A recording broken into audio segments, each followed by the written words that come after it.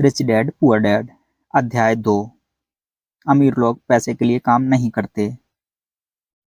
Daddy, क्या आप मुझे बता सकते हैं कि अमीर कैसे बना जाए? यह सुनते ही मेरे डैडी ने अपना शाम का अखबार नीचे रख दिया। बेटे, तुम अमीर क्यों बनना चाहते हो? क्योंकि आज जिमी की मम्मी अपनी नई कैडलिक कार में आई और वे लोग पिकनिक पर अपने समुद्र तट वाले घर पर जा रहे थे। जिमी अपने साथ अपने 3 दोस्तों को ले गया, परंतु माइक और मुझे नहीं ले गया। उसने हमसे यह कहा कि हमें वह इसलिए नहीं ले जाएगा क्योंकि हम लोग गरीब बच्चे थे। उसने ऐसा कहा? डैडी ने अविश्वास से पूछा। हाँ, बिल्कुल ऐसा ही, मैंने दर्द भरी आवाज में कहा। डैडी ने अपना सिर हिलाया, नाक तक चश्मे को चढ़ाया और फिर अखबार पढ़ने लगे।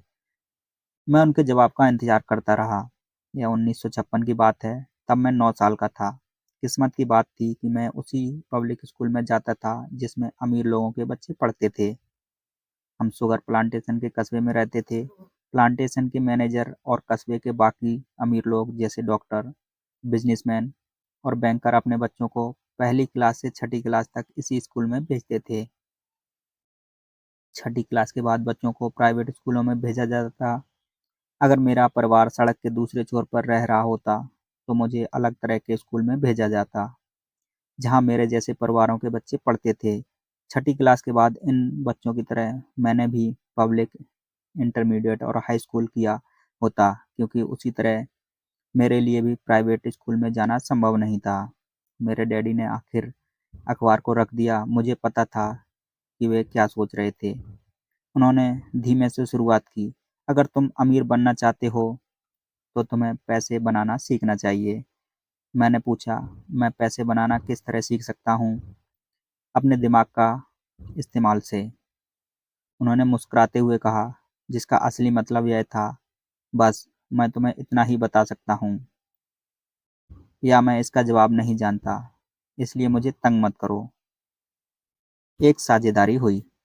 अगली सुबह मैंने एक सबसे अच्छे दोस्त माइक को अपने डैडी की बातें बताई। जहाँ तक मुझे याद है, उसे स्कूल में मैं और माइक दो ही गरीब बच्चे थे। माइक भी मेरी तरह ही था, क्योंकि वह भी किस्मत की वजह से उस स्कूल में पढ़ रहा था।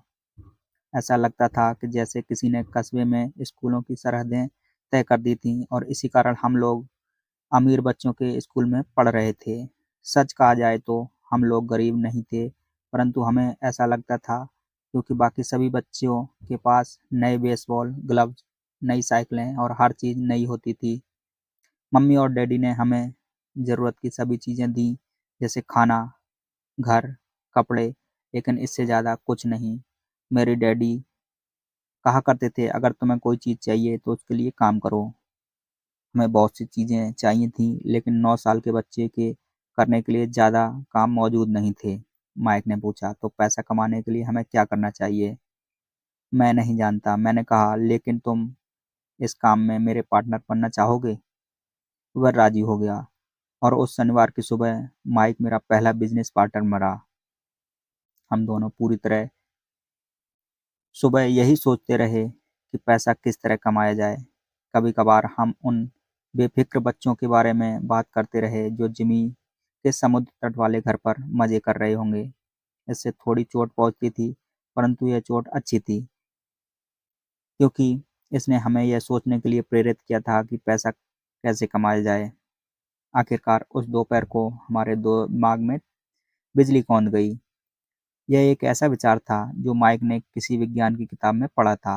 रोमांचित होकर हमने अपने हाथ मिलाए और पार्टनरशिप के पास अब एक नया बिजनेस था। अगले कुछ हफ्तों में मैं और माइक आसपास के इलाके में दौड़ भाग करते रहे। हम दरवाजों पर दस्तक देते थे और पड़ोसियों से कहते थे कि वे अपने इस्तेमाल किए हुए टूथपेस्ट ट्यूब हमारे लिए रख लें। हैरत से हमें देखते हुए ज़्यादातर लोगों ने मुस्कुराकर हमारी बात मान ली, और कुछ ने हमसे पूछा कि हमें टूथपेस्ट क्यों चाहिए। इसके जवाब में हमने कहा, हम आपको यह नहीं बता सकते, यह एक बिजनेस सीक्रेट है।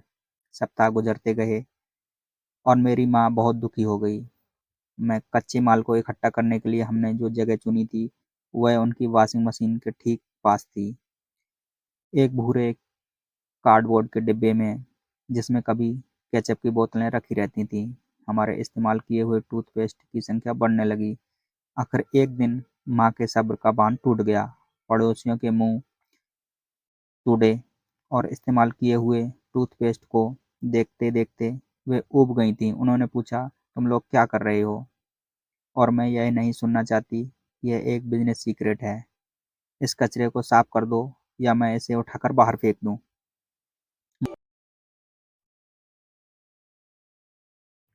माइक और मैंने उनके हाथ-पैर जोड़े और उन्हें यह बताया कि जल्दी ही हमारा कच्चा माल पर्याप्त जमा हो जाएगा और फिर हम उत्पादन शुरू कर देंगे।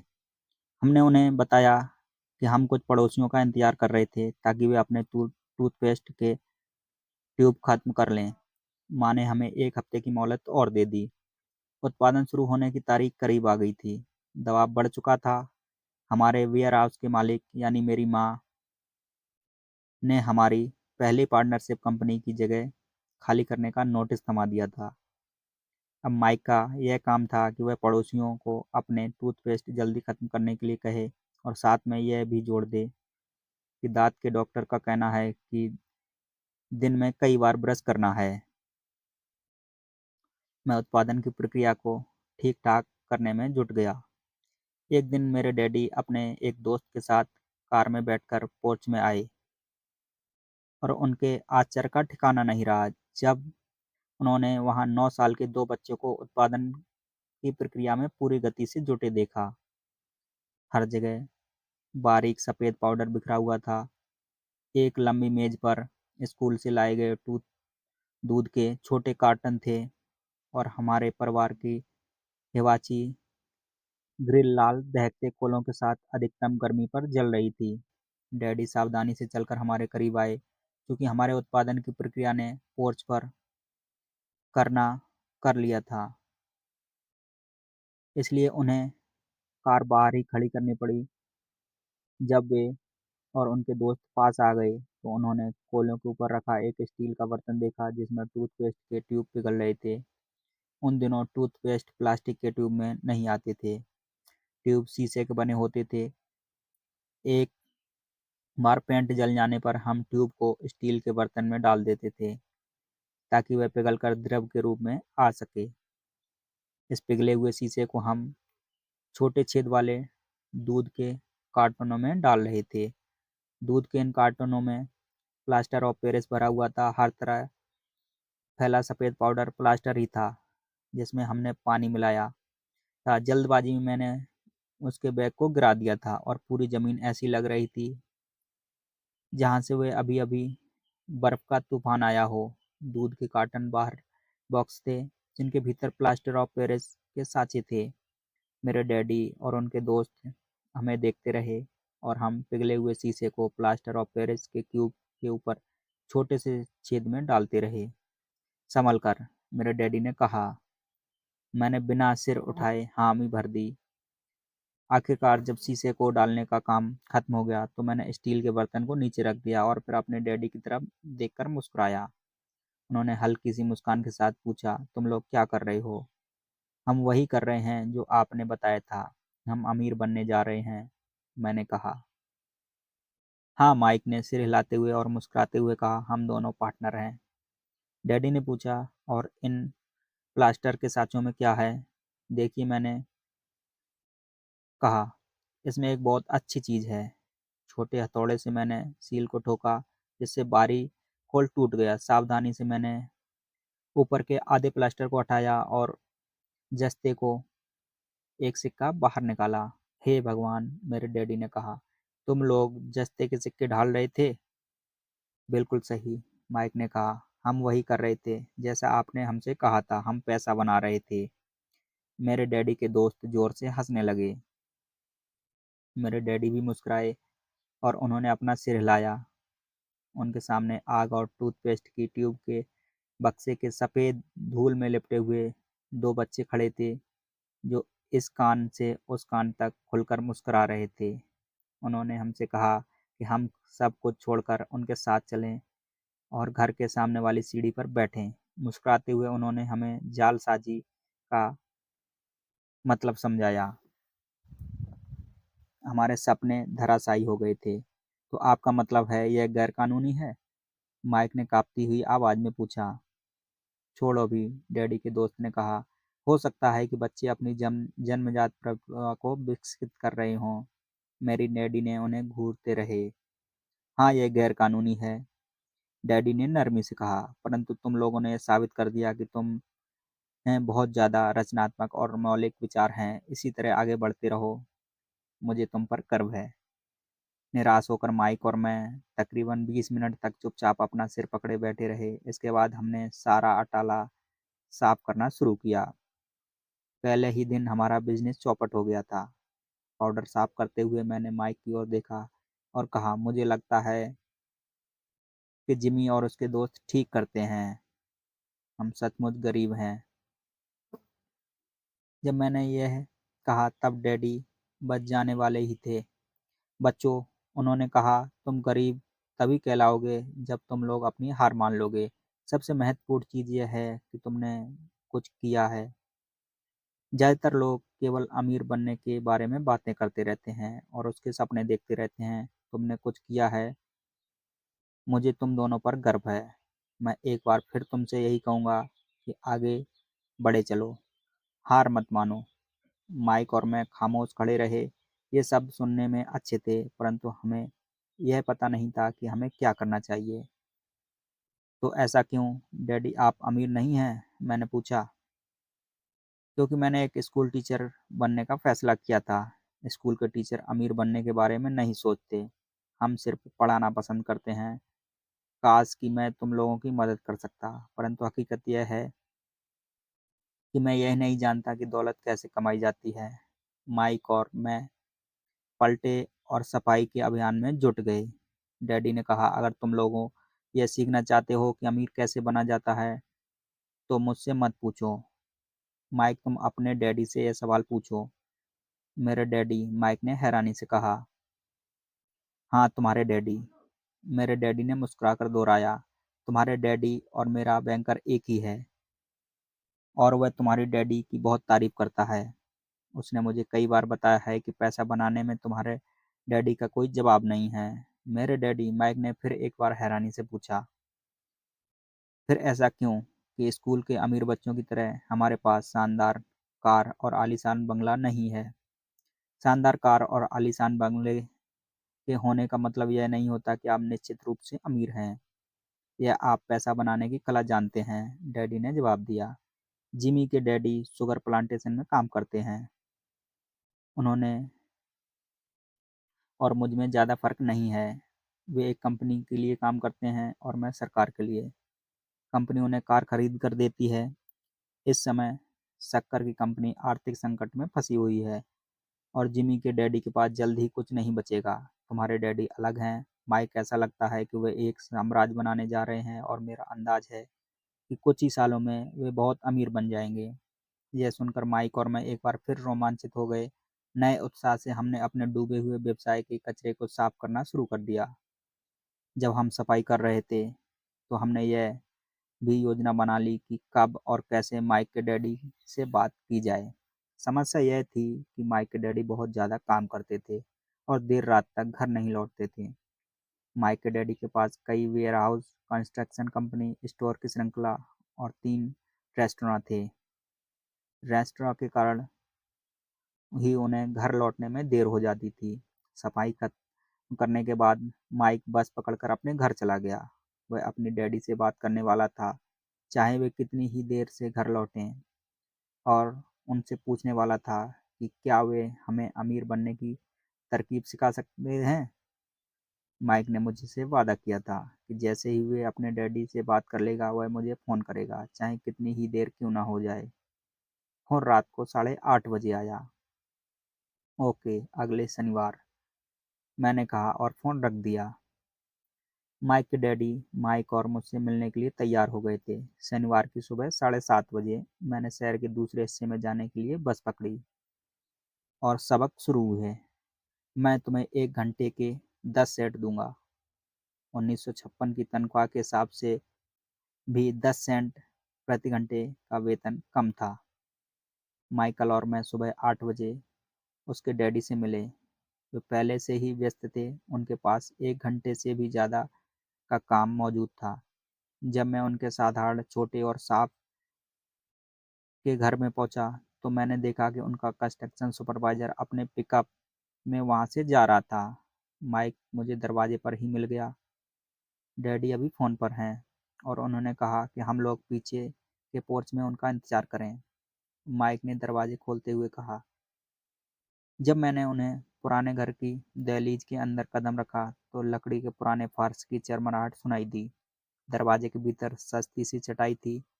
चटाई वहां इसलिए रखी थी ताकि फर्श पर पड़े अनगिनत कदमों के निशानों को छुपाया जा सके। हालांकि वह साफ थी, पर यह स्पष्ट दिखता था उसे बदल देना चाहिए। जब मैं सकरे लिविंग रूम में घुसा, तो मेरा दम घुटने लगा। वहां पुराने फर्नीचर की बू आ रही थी और निश्चित ही रूप से उस फर्नीचर संग्रहालय में होना चाहिए। सोफे पर 2 महिलाएं बैठी थीं, जिनकी उम्र मेरी माँ से थोड़ी ज़्यादा थी। महिलाओं के सामने एक पुरुष मजदूरों के कपड़े में बैठा हुआ था। उसने खाकी पैंट और खाकी शर्ट पहन रखा था। हालांकि कपड़े साफ और प्रेस किए हुए थे, परंतु उनमें स्टार्च नहीं किया गया था। उस आदमी की उम्र मेरे डैडी से लगभग 10 साल ज़्यादा होगी, शायद 45 साल। जब मैं और माइक उनके पास से गुजरते हुए किचन की तरफ गए, जहाँ से पोर्च का रास्ता था, तो वे मुस्कुराए। मैं भी जवाब में शर्माकर मुस्कुरा दिया। ये लोग कौन हैं? मैंने पूछा। अरे, ये लोग डैडी के लिए काम करते हैं। बूढ़ा व्यक्ति उनके वेयर हाउसों को संभालता है और महिलाएं रेस्टोरेंट को की मैनेजर हैं। और तुमने उस कंस्ट्रक्शन सुपरवाइजर को देखा होगा जो यहाँ 50 मील दूर एक सड़क परियोजना पर काम कर रहा है। उनका दूसरा सुपरवाइजर जो बहुत से घर बना रहा है, वह तुम्हारे आने से पहले ही जा चुका है। क्या ऐसा हमेशा ही होता है? मैंने पूछा। हमेशा तो नहीं, पर अक्सर ऐसा ही होता है, माइक ने कहा और मेरे पास अपनी कुर्सी खींचते हुए वह मुस्कुराया। मैंने उनसे पूछा कि क्या वे लोग हमें पैसा बनाना सिखाएंगे? माइक ने मुझे बताया। अच्छा, और उन्होंने इसका जवाब दिया? मैंने सावधानी पूर्ण उत्सुकता से पूछा। पहले तो उनके चेहरे पर हंसी आई और फिर कुछ सोचकर उन्होंने कहा कि वे हमारे सामने एक ऑफर रखेंगे। अच्छा, मैंने कहा, अपनी कुर्सी पीठ की दीवार से टिका ली। मैं वहां कुर्सी के पिछले 2 पैरों के सहारे टिका बैठा रहा। माइक ने भी ऐसा ही किया। क्या तुम्हें पता है कि कौन सा ऑफर देने वाले हैं? मैंने पूछा। नहीं, पर हमें जल्दी ही इसका पता चल जाएगा। अचानक माइक के डैडी ने उस पुराने दरवाजे में से पोर्च में घुसकर दाखिल हुए। माइक और मैं अपने पैरों पर कूद गए, आदर के कारण नहीं बल्कि इसलिए कि हम चौंक गए थे। तो बच्चों, तैयार? माइक के डैडी ने एक कुर्सी हमारे पास खिसकाते हुए पूछा। हमने अपने सिर हिलाए और अपनी कुर्सियों को दीवार के पास खींचकर उनके सामने रख लिया। वे एक विशाल शरीर के मालिक थे, लगभग 6 फीट ऊंचे और 200 पाउंड वजनी। मेरे डैडी इनसे ऊंचे थे, लगभग इसी वजन के, और माइक के डैडी से 5 साल बड़े। वे लगभग एक जैसे ही थे, हालांकि दोनों एक ही प्रजाति के नहीं थे। हो सकता है कि उनकी ऊर्जा एक सी ही हो। माइक का कहना है कि तुम पैसा कमाना सीखना चाहते हो। क्या यही सही है, रॉबर्ट? मैंने तत्काल सहमति से अपना सिर हिलाया। हालांकि मुझे थोड़ा सा डर भी लग रहा था। उनके शब्द और मुस्कुराहट के पीछे बहुत ताकत थी। अच्छा, यह रहा मेरा ऑफर। मैं तुम्हें सिखाऊंगा, लेकिन ऐसा क्लासरूम की शैली नहीं करूंगा। अगर तुम मेरे लिए काम करोगे, तो उसके बदले में मैं तुम्हें सिखाऊंगा। तुम मेरे लिए काम नहीं करोगे, तो मैं तुम्हें नहीं सिखाऊंगा। अगर तुम काम करते हो, तो मैं तुम्हें ज़्यादा तेज़ी से सिखा सकता हूँ। और अगर तुम सिर्फ बैठकर मेरी बातें सुनते हो कि तुम लोग स्कूल में करते हो, तो इससे मेरा समय बर्बाद होगा। मेरा यह ऑफर है, इसे या तो मान लो या फिर वापस लौट जाओ। क्या मैं आपसे एक सवाल कर सकता हूँ? मैंने पूछा। नहीं, इसे या तो मान लो या फिर वापस लौट जाओ। मेरे पास बर्बाद करने के लिए फालतू समय नहीं है। अभी ढेर सारा काम पड़ा हुआ है। अगर तुम्हें तत्काल फैसला करने की क्षमता नहीं है, तो तुम कभी पैसे कमाना नहीं सीख पाओगे। मौके आते हैं और चले जाते हैं, इसलिए तत्काल निर्णय लेने की क्षमता एक महत्वपूर्ण कला है। तुमने जैसा चाहा था, वैसा एक मौका तुम्हारे सामने मौजूद है। अगले 10 सेकंड में या तो मैं पढ़ाई शुरू हो जाएगी या फिर हमेशा के लिए खत्म हो जाएगी। माइक के डैडी ने चिढ़ाने वाली मुस्कुराहट के साथ कहा। मंजूर है, मैंने कहा। मंजूर, माइक ने कहा। बहुत बढ़िया, माइक के डैडी ने कहा। 10 मिनट में मिसेज मार्टिन आ गईं। उनसे बात करने के बाद मैं तुम्हें उन्हें उनके साथ भेज दूंगा और तुम लोगों का काम शुरू हो जाएगा। मैं तुम्हें हर घंटे के 10 सेंट दूंगा और तुम शनिवार को 3 घंटे काम करोगे। पर आज तो मेरा सॉफ्टवेयर का मैच है, मैंने कहा। माइक के डैडी ने अपनी आवाज़ को धीमा परंतु कड़क करके कहा, या तो मान लो या फिर वापस लौट जाओ। मान लिया, मैंने जवाब दिया। सॉफ्टबॉल खेलने के बजाय काम करने और सीखने का विकल्प चुनने में समझदारी थी। 30 सेंट। शनिवार की खुशनुमा सुबह 9 बजे माइक और मैं मिसेज मॉर्टन के साथ काम कर रहे थे। वे एक दयालु और धैर्यवान महिला थीं। वे हमेशा कहा करती थी कि माइक और मुझे देखकर उन्हें अपने दोनों बच्चों की याद आ जाती है, जो अब बड़े हो गए थे तथा दूर चले गए थे। हालांकि वे दयालु थीं, परंतु कड़ी मेहनत में विश्वास करती थीं, इसलिए वे हमेशा काम में जुटाए रखती थीं। वे बहुत कड़क मैनेजर थीं। हम 3 घंटे तक डिब्बाबंद सामानों को शेल्फ पर उतारते थे, उनकी धूल साफ करते थे और फिर उन्हें तरीके से जमाते थे। यह बड़ी मेहनत का काम था और बोरियत भरा भी। माइक के डैडी को अपना अमीर डैडी कहता हूँ। उनके पास इस तरह के 9 सुपर एट्स थे, जहाँ पार्किंग के लिए बहुत सी जगह थी। वे 7 से 11 कन्वीनियंस स्टोर के शुरुआती संस्करण थे। पड़ोस के जनरल स्टोर, जहाँ लोग दूध, ब्रेड, बटर और सिगरेट जैसी चीजें खरीदते थे। समस्या यह थी कि हवाई में एयर कंडीशनिंग नहीं थी और गर्मी के कारण स्टोर अपना दरवाजा बंद नहीं कर सकते थे। स्टोर के दोनों ओर दरवाजों को पूरा खुला रखा जाता था, ताकि सड़क और पार्किंग की जगह सामने दिखाई देती रहे। जब भी कोई कार पार्किंग में आती थी, तो उसके साथ धूल का अंबार भी लेके आती थी, जो स्टोर रूम में घुसकर डिब्बों पर जम जाता था। इसलिए हम लोगों की नौकरी तभी तक चलती जब तक कि एयर कंडीशनिंग नहीं हो जाती। 3 हफ्तों तक माइक और मिसेज मार्टिन के पास जाकर 3 घंटे काम करते रहते। दोपहर तक हमारा काम खत्म हो जाता था और वे हमसे हर एक के हाथ में 3 छोटे सिक्के डाल देती थीं। उस समय 50 के दशक में 9 साल की उम्र में भी 30 सेंट कमाने में कोई खास खुशी नहीं होती थी। तब कॉमिक्स की कीमत 10 सेंट हुआ करती थी, इसलिए मैं अपनी कमाई को कॉमिक्स पर खर्च कर दिया करता था और घर लौट जाता था। चौथे हफ्ते में बुधवार तक मैंने काम छोड़ने का मन बना लिया। मैं सिर्फ इसलिए काम करने के लिए तैयार हुआ था क्योंकि मैं माइक के डैडी से पैसा कमाना सीखना चाहता था। इसलिए मैं 10 सेंट प्रति घंटे की गुलामी कर रहा था। और सबसे बड़ी बात तो यह कि उस पहले शनिवार के बाद मैंने माइक के डैडी को देखा तक नहीं था। मैं काम छोड़ रहा हूँ, मैंने लंच के समय माइक से कहा। स्कूल लंच बड़ा निराशाजनक था। स्कूल भी उबाऊ था और अब तो मेरे पास शनिवार भी नहीं थे जिसका मैं इंतजार कर सकूं। परंतु 3 सेंट के कारण मुझे धक्का पहुंचा था। इस बार माइक मुस्कुराया। तुम किस बात पर हंस रहे हो? मैंने गुस्से से और कुंठा से पूछा। डैडी ने कहा था कि ऐसा ही होगा। उन्होंने कहा था कि जब तुम काम छोड़ने का फैसला लो, तब वे तुमसे मिलना चाहेंगे। क्या? मैंने आवेश में पूछा। क्या वे मेरे उकता जाने का इंतजार कर रहे थे? कुछ कुछ, माइक ने कहा। मेरे डैडी जरा अलग किस्म के हैं। उनका सिखाने का तरीका तुम्हारे डैडी के पढ़ाने के तरीके से बिल्कुल अलग है। तुम्हारे मम्मी डैडी बहुत बातें करते हैं, दूसरी तरफ मेरे डैडी बहुत कम बोलते हैं।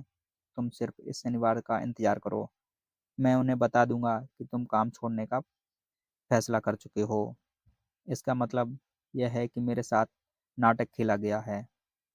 नहीं, ऐसा नहीं हुआ, पर शायद हो सकता है कि डैडी शनिवार को इसके बारे में समझाएँगे। शनिवार को लाइन में लगकर इंतज़ार करते हुए मैं उनका सामना करने के लिए तैयार था। यहाँ तक कि मेरे असली डैडी भी उनसे नाराज़ थे। मेरे असली डैडी, जिन्हें मैं गरीब डैडी कहता हूँ, ये मानते थे कि मेरे अमीर डैडी बाल श्रम कानूनों का उल्लंघन कर रहे थे और इस पूरे मामले की जाँच होनी चाहिए।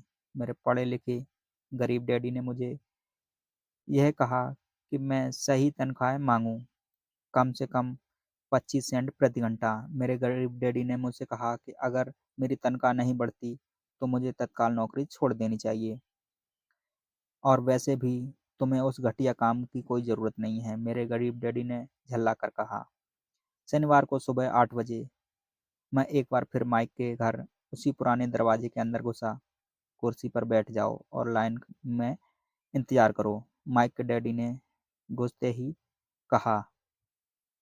फिर वे अंदर जाकर अपने छोटे से ऑफिस में बैठ गए, जो बेडरूम के पास था।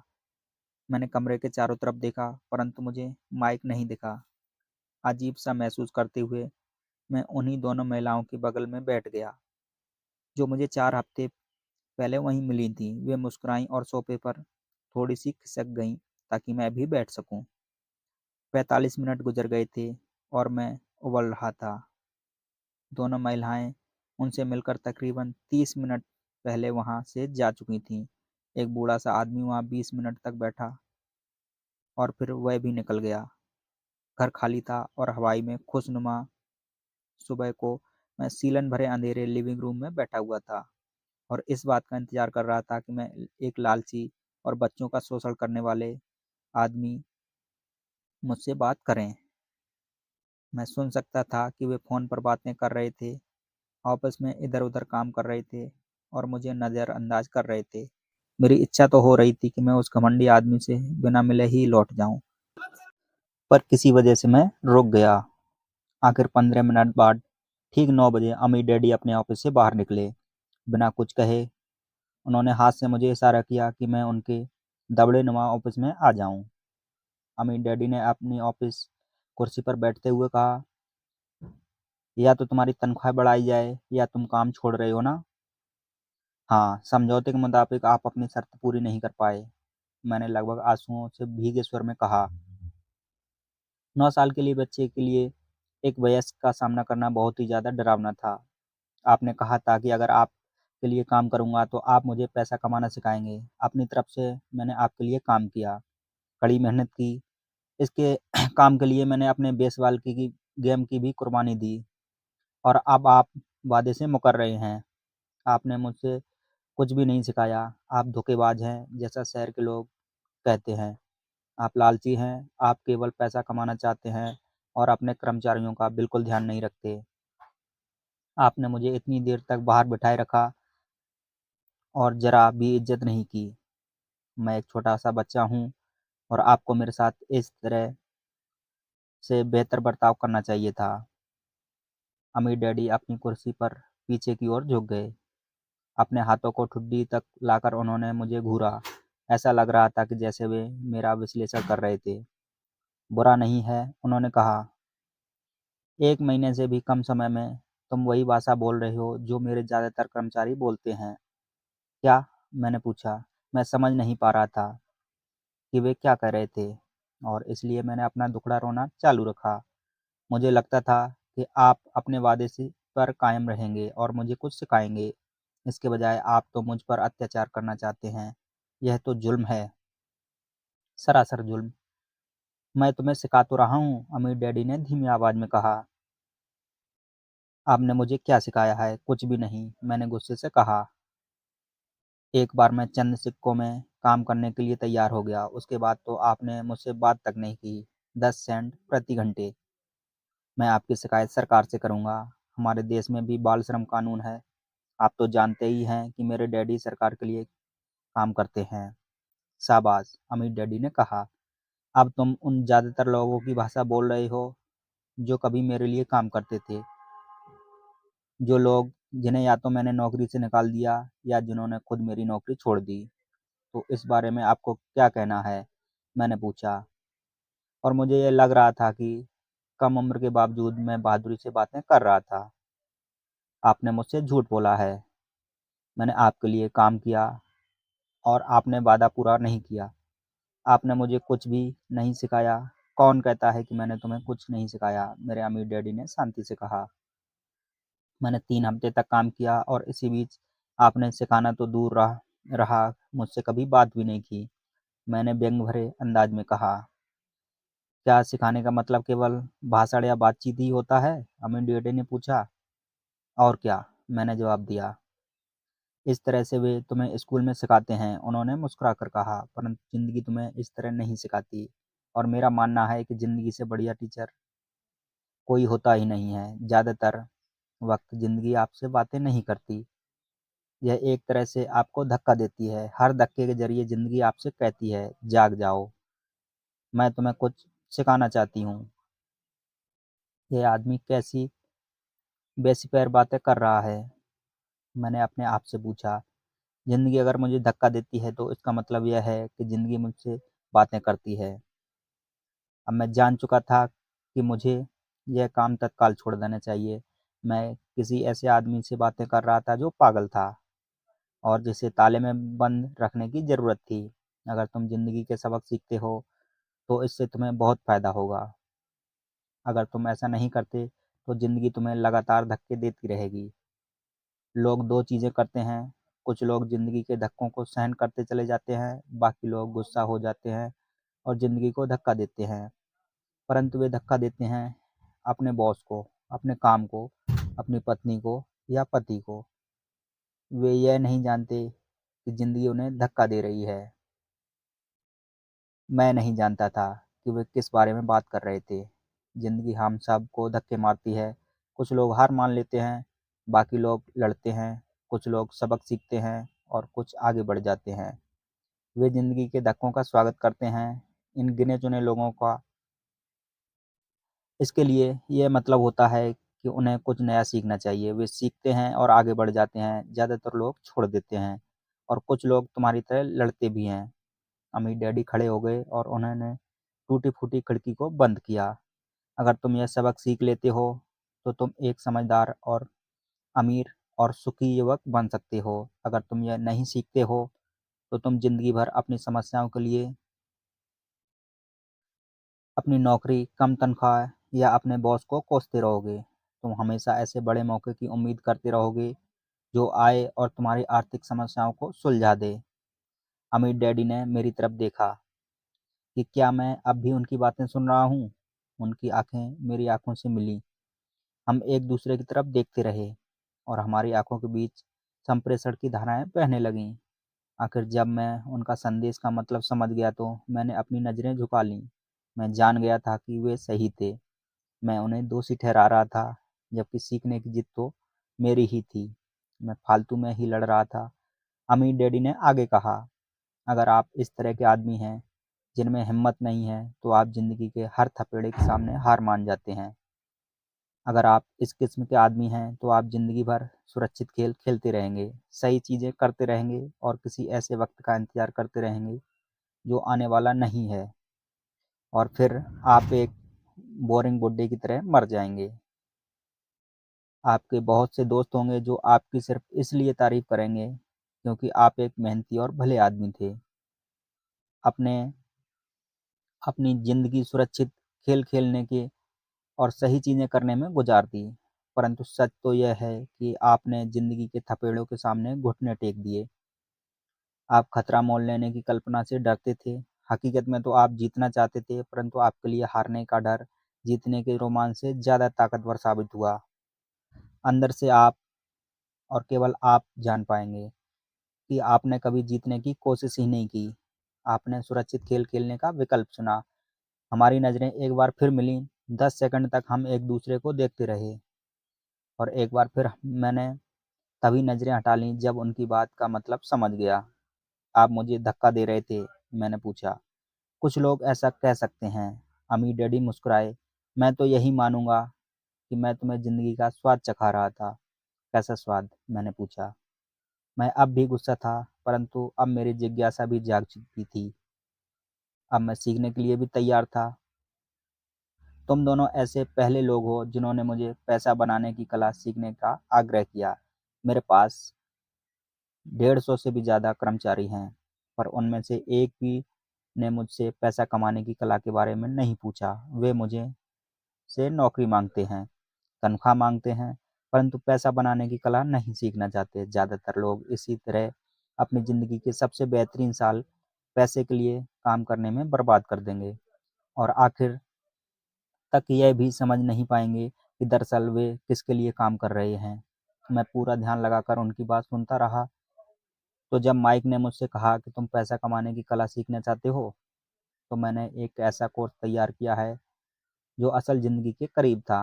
मैं बोलते-बोलते थक जाता, परंतु तुम कभी भी मेरी बात का मतलब नहीं समझ पाते। इसलिए मैंने ये फैसला किया कि तुम्हें ज़िंदगी के थपेड़ों का स्वाद चखा दिया जाए, ताकि तुम मेरी बात सुन भी सको और समझ भी। इसी कारण मैंने तुम्हें 1 घंटे के 10 सेंट दिए थे। तो 10 सेंट प्रति घंटे काम करने के बाद मैंने क्या सबक सीखा? मैंने पूछा। यही कि आप घटिया हैं और अपने कर्मचारियों का शोषण करते हैं। अमीर डैडी अपनी कुर्सी पर पीछे की तरफ झुकते हुए ज़ोर से हँसने लगे। जब उनकी हँसी बंद हुई तो उन्होंने कहा, अच्छा होगा अगर तुम अपना सोचने का नज़रिया बदल लो।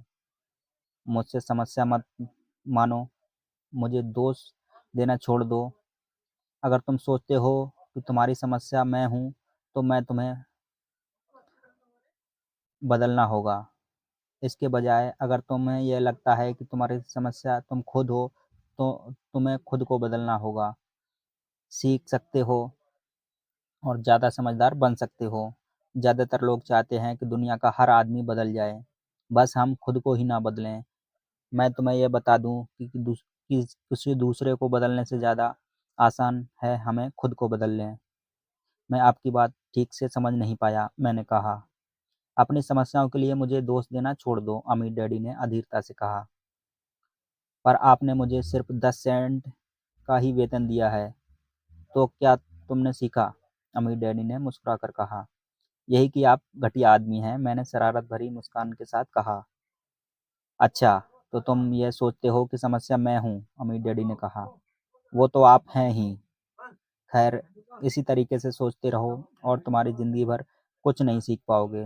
अगर तुम्हारा नज़रिया यही रहा कि समस्या मैं हूँ, तो तुम्हारे पास क्या विकल्प रह जाते हैं? अगर आप मेरी तनख्वाह नहीं बढ़ाते या मुझे ज़्यादा इज़्ज़त नहीं देते, तो मैं काम छोड़कर चला जाऊँगा। ठीक कहा, अमीर डैडी ने कहा, और ज़्यादातर लोग यही करते हैं, वे काम छोड़कर चले जाते हैं और दूसरी नौकरी की तलाश करते हैं, जहाँ उन्हें बेहतर मौके और ज़्यादा अच्छी तनख्वाह मिले। उन्हें यह गलतफ़हमी होती है कि नई नौकरी ज़्यादा तनख्वाह से उनकी समस्या सुलझ सकती है। ज़्यादातर मामले में ऐसा नहीं होता। तो समस्या किस तरह सुलझ सकती है? मैंने पूछा, 10 सेंट प्रति घंटे के हिसाब से? तनख्वाह लेकर मुस्कुराते हुए? अमीर डैडी मुस्कुराए। बाकी लोग यही कहते हैं। वे यह जानते हुए भी कम तनख्वाह में काम करते हैं, क्योंकि नौकरी छूट जाने पर उनका और उनके परिवार का पेट कैसे भरेगा। इसलिए मन मसोट कर वे नौकरी करते हैं और यह सोचकर तनख्वाह बढ़ने का इंतज़ार करते हैं कि ज़्यादा पैसा आने से समस्या सुलझ जाएगी। ज़्यादातर लोग ऐसा ही सोचते हैं और कड़ी मेहनत करते हुए और दूसरी नौकरी भी कर लेते हैं, परंतु उनमें से भी तनख्वाह कम होती है। मैं फर्श को घूरता रहा। अब मैं अमीर डैडी के सबक को समझने लगा था। मुझे एहसास हो गया था कि ये ज़िंदगी का स्वाद है। आखिरकार मैंने ऊपर की ओर देखा और अपना सवाल दोहराया। फिर तो यह समस्या किस तरह सुलझेगी? इस सवाल के जवाब में अमीर डैडी ने मुझे बेशकीमती नज़रिया दिया, जो उन्होंने अपने कर्मचारियों और मेरे गरीब डैडी को अलग करता है, और जिसकी बदौलत वे हवाई के सबसे अमीर आदमी बनने वाले थे, जबकि मेरे पढ़े-लिखे डैडी गरीब, ज़िंदगी में पैसे की तंगी से जूझने वाले थे। यह एक अद्भुत नज़रिया था, जिसने मेरी ज़िंदगी का नक्शा ही बदल दिया। अमीर डैडी ने बार-बार मुझे यह नज़रिया याद दिलाया, जिसे मैं पहला सबक कहूँगा। गरीब और मध्यम वर्गीय लोग पैसों के लिए काम करते हैं, अमीरों के लिए पैसा काम करता है। मेरे गरीब डैडी ने जो शिक्षा मुझे दी थी शनिवार की, उस खुशनुमा सुबह में मैं उसके बिल्कुल अलग नज़रिया सीख रहा था। 9 साल की उम्र में यह समझ गया था कि दोनों ही डैडी चाहते थे कि मैं सीखूं। दोनों ही डैडी मुझे पढ़ाने के लिए प्रेरित करते थे। फ़र्क सिर्फ इतना था कि दोनों के सुझाव व विषय अलग-अलग थे। मेरे पढ़े-लिखे डैडी चाहते थे कि मैं वही करूं जो उन्होंने किया था। बेटे, मैं चाहता हूं कि तुम मेहनत से पढ़ो, अच्छे नंबर लाओ ताकि तुम्हें किसी बड़ी कंपनी में सुरक्षित नौकरी मिल सके। और ये अच्छी तरह देख लो कि इसमें बहुत से दूसरे लाभ भी हैं। मेरे अमीर डैडी चाहते थे कि मैं यह सीखूं कि पैसे कैसे काम करता है ताकि मैं इसे अपने लिए काम पर लगवा सकूं। यह सबक मुझे जीवन भर उन मार्गदर्शनों में सीखना था, ना किसी की क्लासरूम में।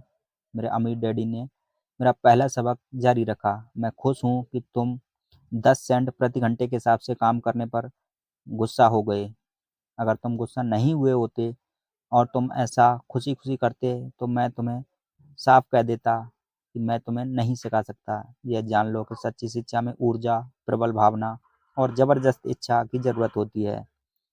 उसे उस फ़ॉर्मूले में एक बहुत बड़ा हिस्सा है, क्योंकि प्रबल भावना में गुस्से और प्रेम का समन्वय होता है। जब पैसे की बात आती है तो ज़्यादातर लोग सुरक्षित रास्ता खोजते हैं, इसलिए प्रबल भावना उन्हें राह नहीं दिखा पाती, उन्हें राह दिखाता है उनका डर, क्योंकि इसलिए वे कम तनख्वाह पर काम करने के लिए राज़ी हो जाते हैं। मैंने पूछा, हाँ, अमीर डैडी ने कहा, कुछ लोग कहते हैं कि मैं लोगों का शोषण करता हूँ, क्योंकि उन्होंने मेरी तनख्वाह नहीं देता जितनी उन्हें अगर प्लांटेशन या सरकार की तरफ से मिलती है। मैं यही कहना चाहता हूँ कि लोग खुद अपना शोषण करते हैं, डरते हैं, मैं नहीं। पर क्या आपको नहीं लगता कि आपको उन्हें ज़्यादा तनख्वाह देनी चाहिए? मैंने पूछा। मुझे ज़्यादा तनख्वाह देने की ज़रूरत नहीं है, और इसके अलावा ज़्यादा पैसा मिलने से उनकी समस्या सुलझेगी नहीं। अपने डैडी को ही देख लो, वे बहुत सारा पैसा कमाते हैं, फिर भी वे अपने बिलों का भुगतान नहीं कर पाते। दुनिया में ऐसे बहुत से लोग हैं जिन्हें अगर ज़्यादा पैसा भी मिल जाए तो भी वे कर्ज में डूबे रहेंगे। तो इस कारण आपने मुझे 10 सेंट प्रति घंटे की तनख्वाह दी। मैंने मुस्कुराते हुए कहा, यह सबक का हिस्सा था। बिल्कुल सही।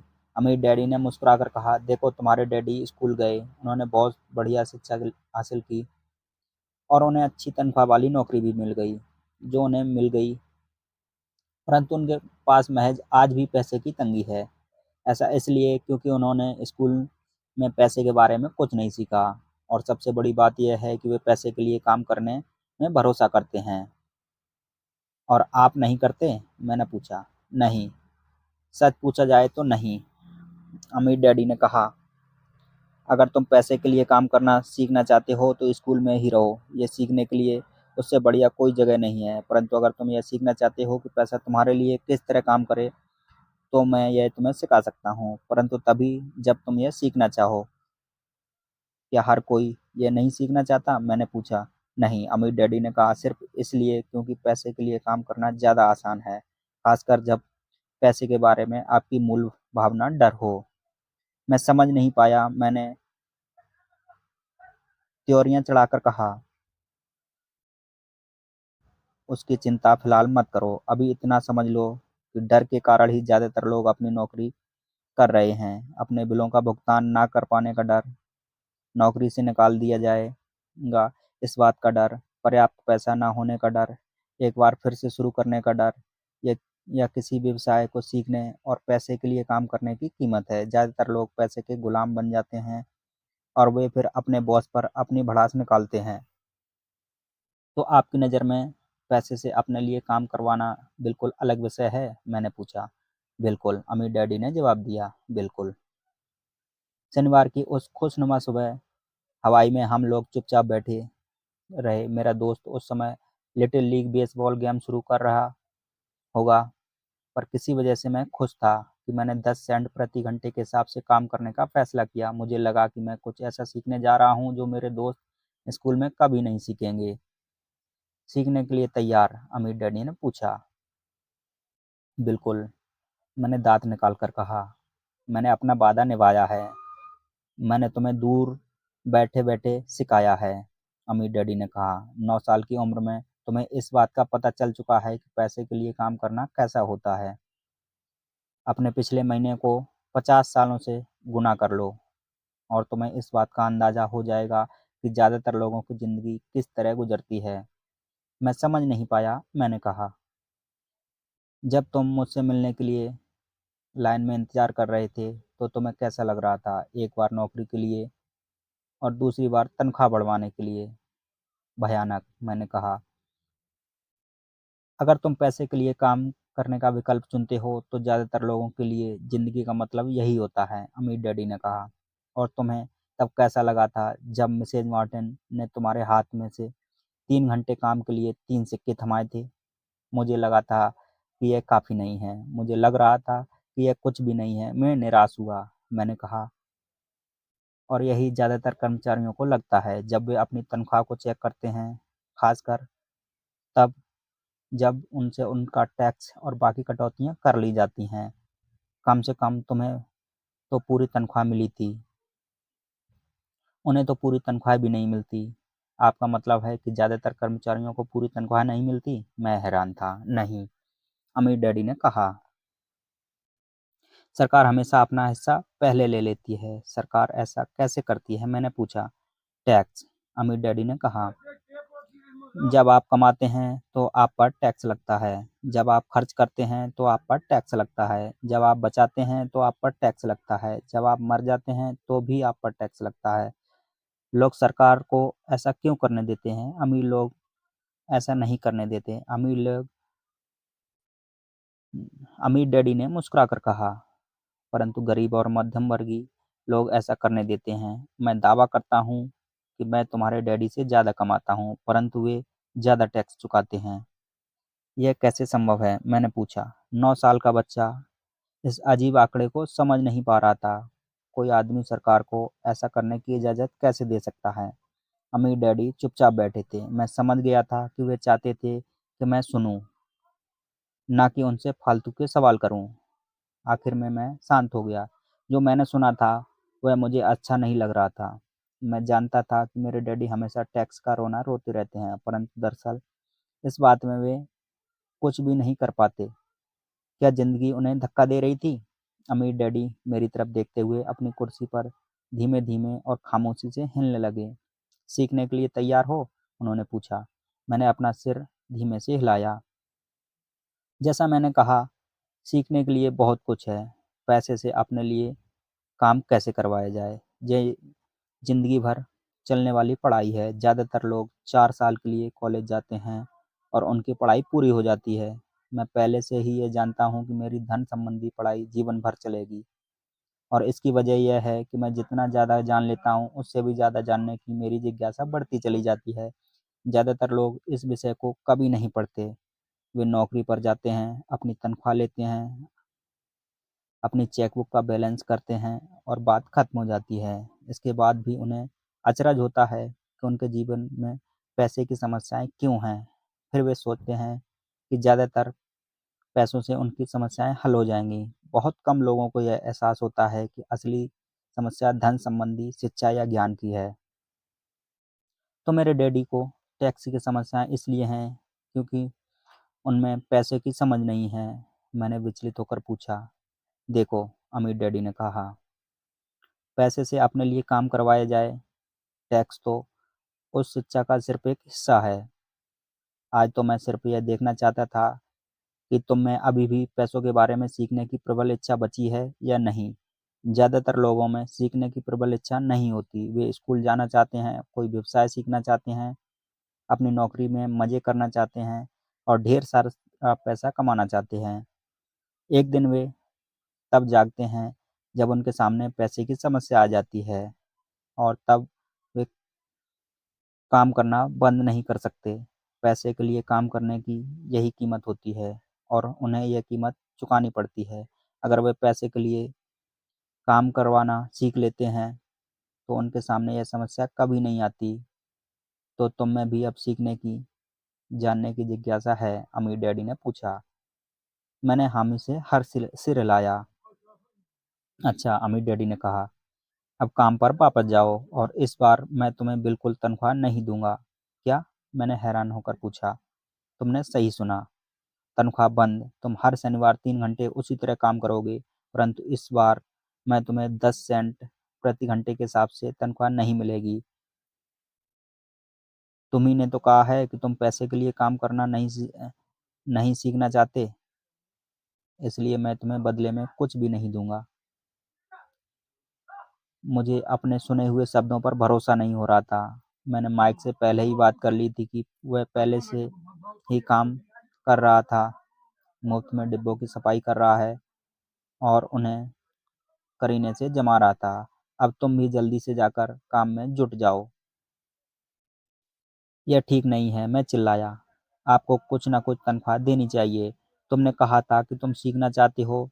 अगर तुम इस बात को अभी नहीं सीख पाओगे, तो तुम भी उन्हीं 2 महिलाओं और बूढ़े आदमी की तरह बन जाओगे जो मेरे लिविंग रूम में बैठे थे। ये लोग पैसे के लिए काम करते हैं और डरते हैं कि मैं उन्हें नौकरी से ना निकाल दूँ। या तुम अपने डैडी की तरह बन जाओगे जो पैसा तो बहुत कमाते हैं, परंतु गले तक कर्ज में डूबे रहते हैं। शायद उन्हें यह उम्मीद रहती है कि ज़्यादा पैसे उनकी समस्या सुलझ जाएगी।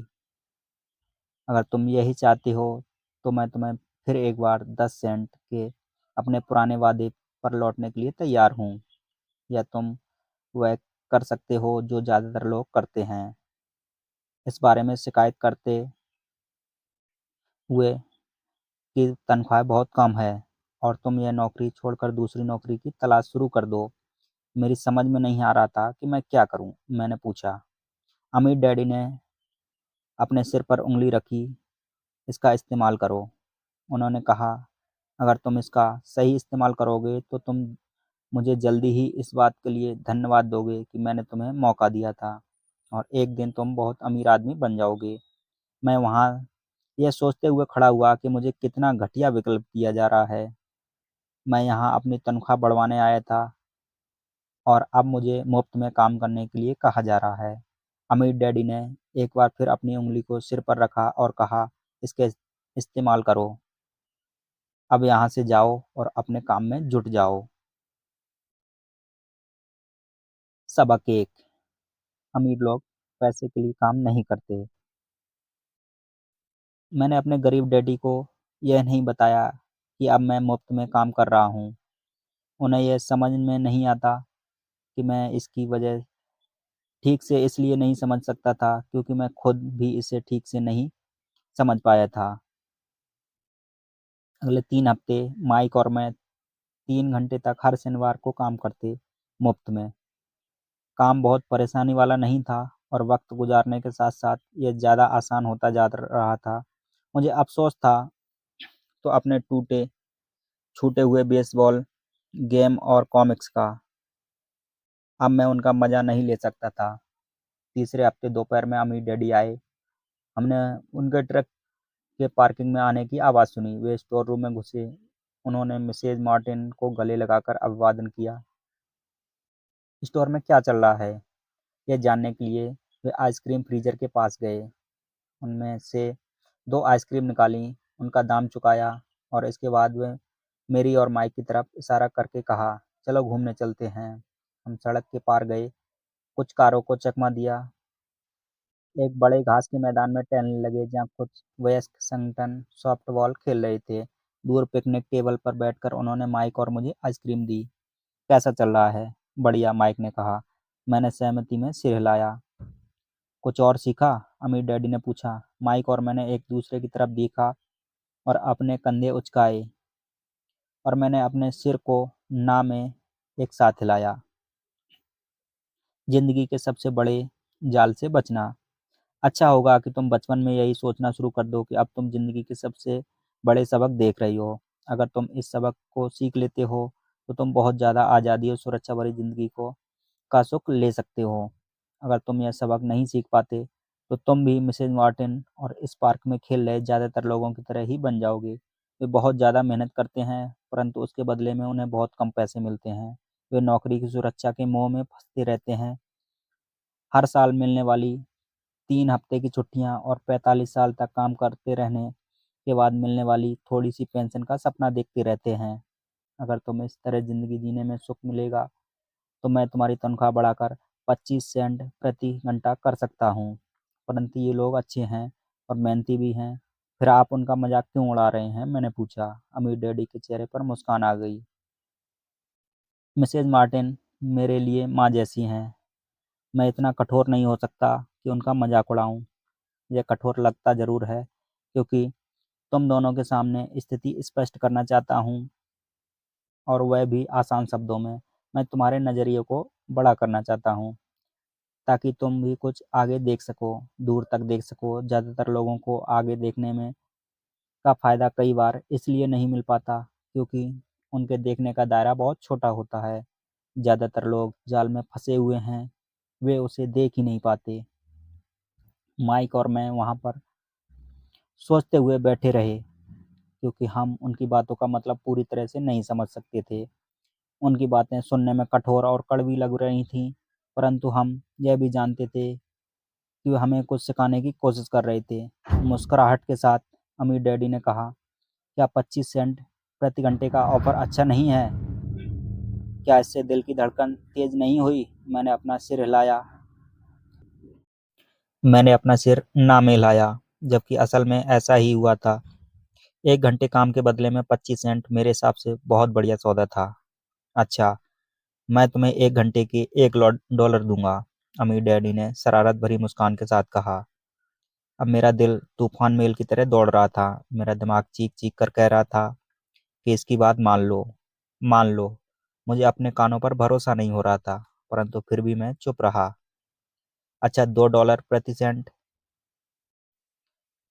मुझे ऐसा लग रहा था कि जैसे मेरे छोटे से 9 साल पुराने दिमाग में किसी ने बम फोड़ दिया हो। 1956 में $2 प्रति घंटे की कमाई मुझे दुनिया का सबसे अमीर बच्चा बना देती।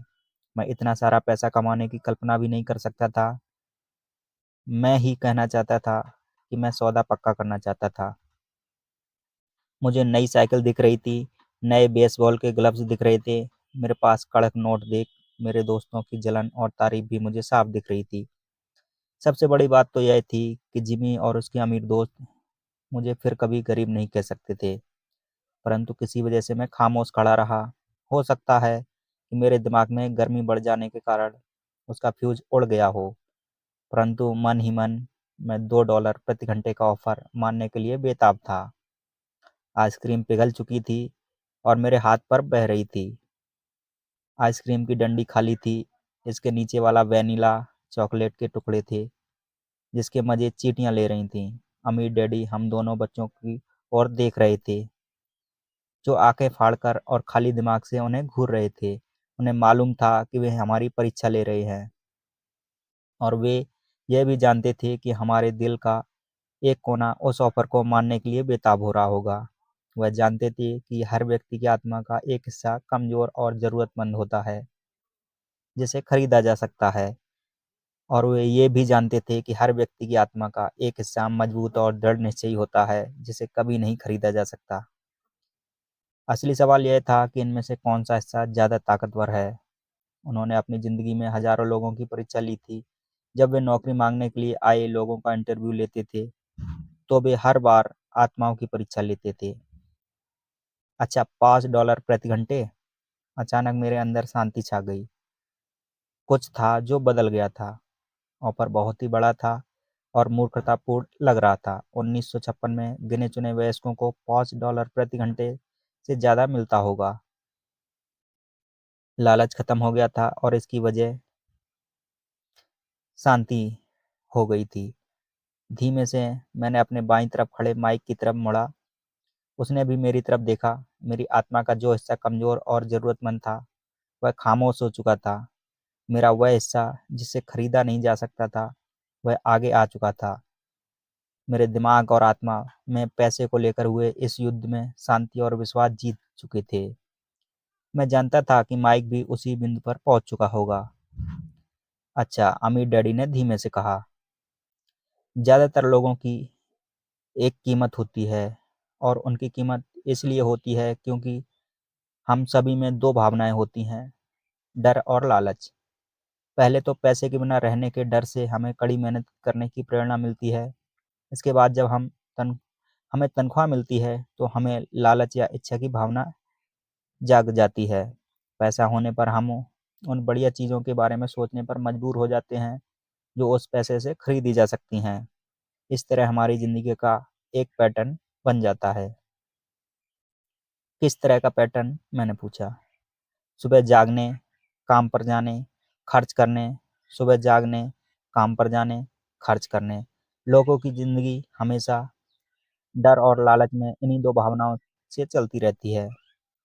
उन्हें अगर ज़्यादा पैसा भी दे दो तो वे इस पैसे पर इसी पैटर्न पर चलकर अपना खर्चा बढ़ा लेंगे। इसी पैटर्न को मैं चूहा दौड़ कह सकता हूँ।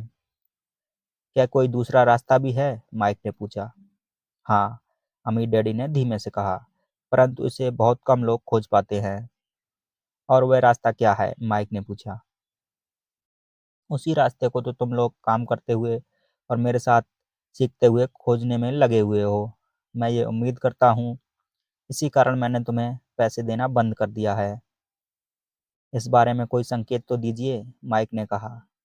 हम लोग मेहनत से काम करते करते थक चुके हैं, खासकर तब जब इसके बदले हमें कुछ नहीं मिल रहा। पहला कदम तो यह कि तुम लोग सच बोलो, अमीर डैडी ने कहा। हम लोग झूठ नहीं बोल रहे हैं, मैंने कहा। मैंने कब कहा है कि तुम लोग झूठ बोल रहे हो? मैं तो यह कह रहा हूँ कि सच्ची बात कह देनी चाहिए, अमीर डैडी ने जवाब दिया। किस बारे में? मैंने पूछा। इस बारे में तुम लोगों को कैसा लग रहा है? अमीर डैडी ने कहा। तुम्हें यह किसी और से कहने की ज़रूरत नहीं है, सिर्फ अपने आप से सच बोलो। आपने आपके कहने का क्या मतलब है कि इस पार्क में मौजूद लोग, आपके लिए काम करने वाले लोग, मिसेज मार्टिन, ये सब लोग ऐसा नहीं करते? मुझे ऐसा ही लगता है, अमीर डैडी ने कहा। इसके बजाय उन्हें हमेशा पैसा नहीं होने का डर सताता रहता है। उस डर का सामना करने के बजाय, सोचने के बजाय ये लोग सिर्फ प्रतिक्रिया करते हैं। इस दौरान वे दिल से काम लेते हैं, दिमाग से नहीं, अमीर डैडी ने अपने सिर पर उंगली ठोकते हुए कहा। फिर उनके हाथ में कुछ पैसे आ जाते हैं और उनमें खुशी, इच्छा और लालच की भावनाएं जाग जाती हैं और एक बार फिर वे दिमाग से सोचने के बजाय दिल से काम करने लगते हैं। तो वे दिल से यानी अपनी भावनाओं से सोचते हैं, माइक ने कहा। बिल्कुल ठीक, अमीर डैडी ने कहा। वे इस बारे में सच नहीं बताते कि उन्हें कैसा लग रहा है। वे अपनी भावनाओं से काम करते हैं और दिमाग से सोचने का कष्ट नहीं उठाते। उन्हें डर लगता है कि वे नौकरी करने जाते हैं और आशा करते हैं कि ज़्यादा पैसे आने से उनका डर दूर हो जाएगा, परंतु ऐसा नहीं होता है।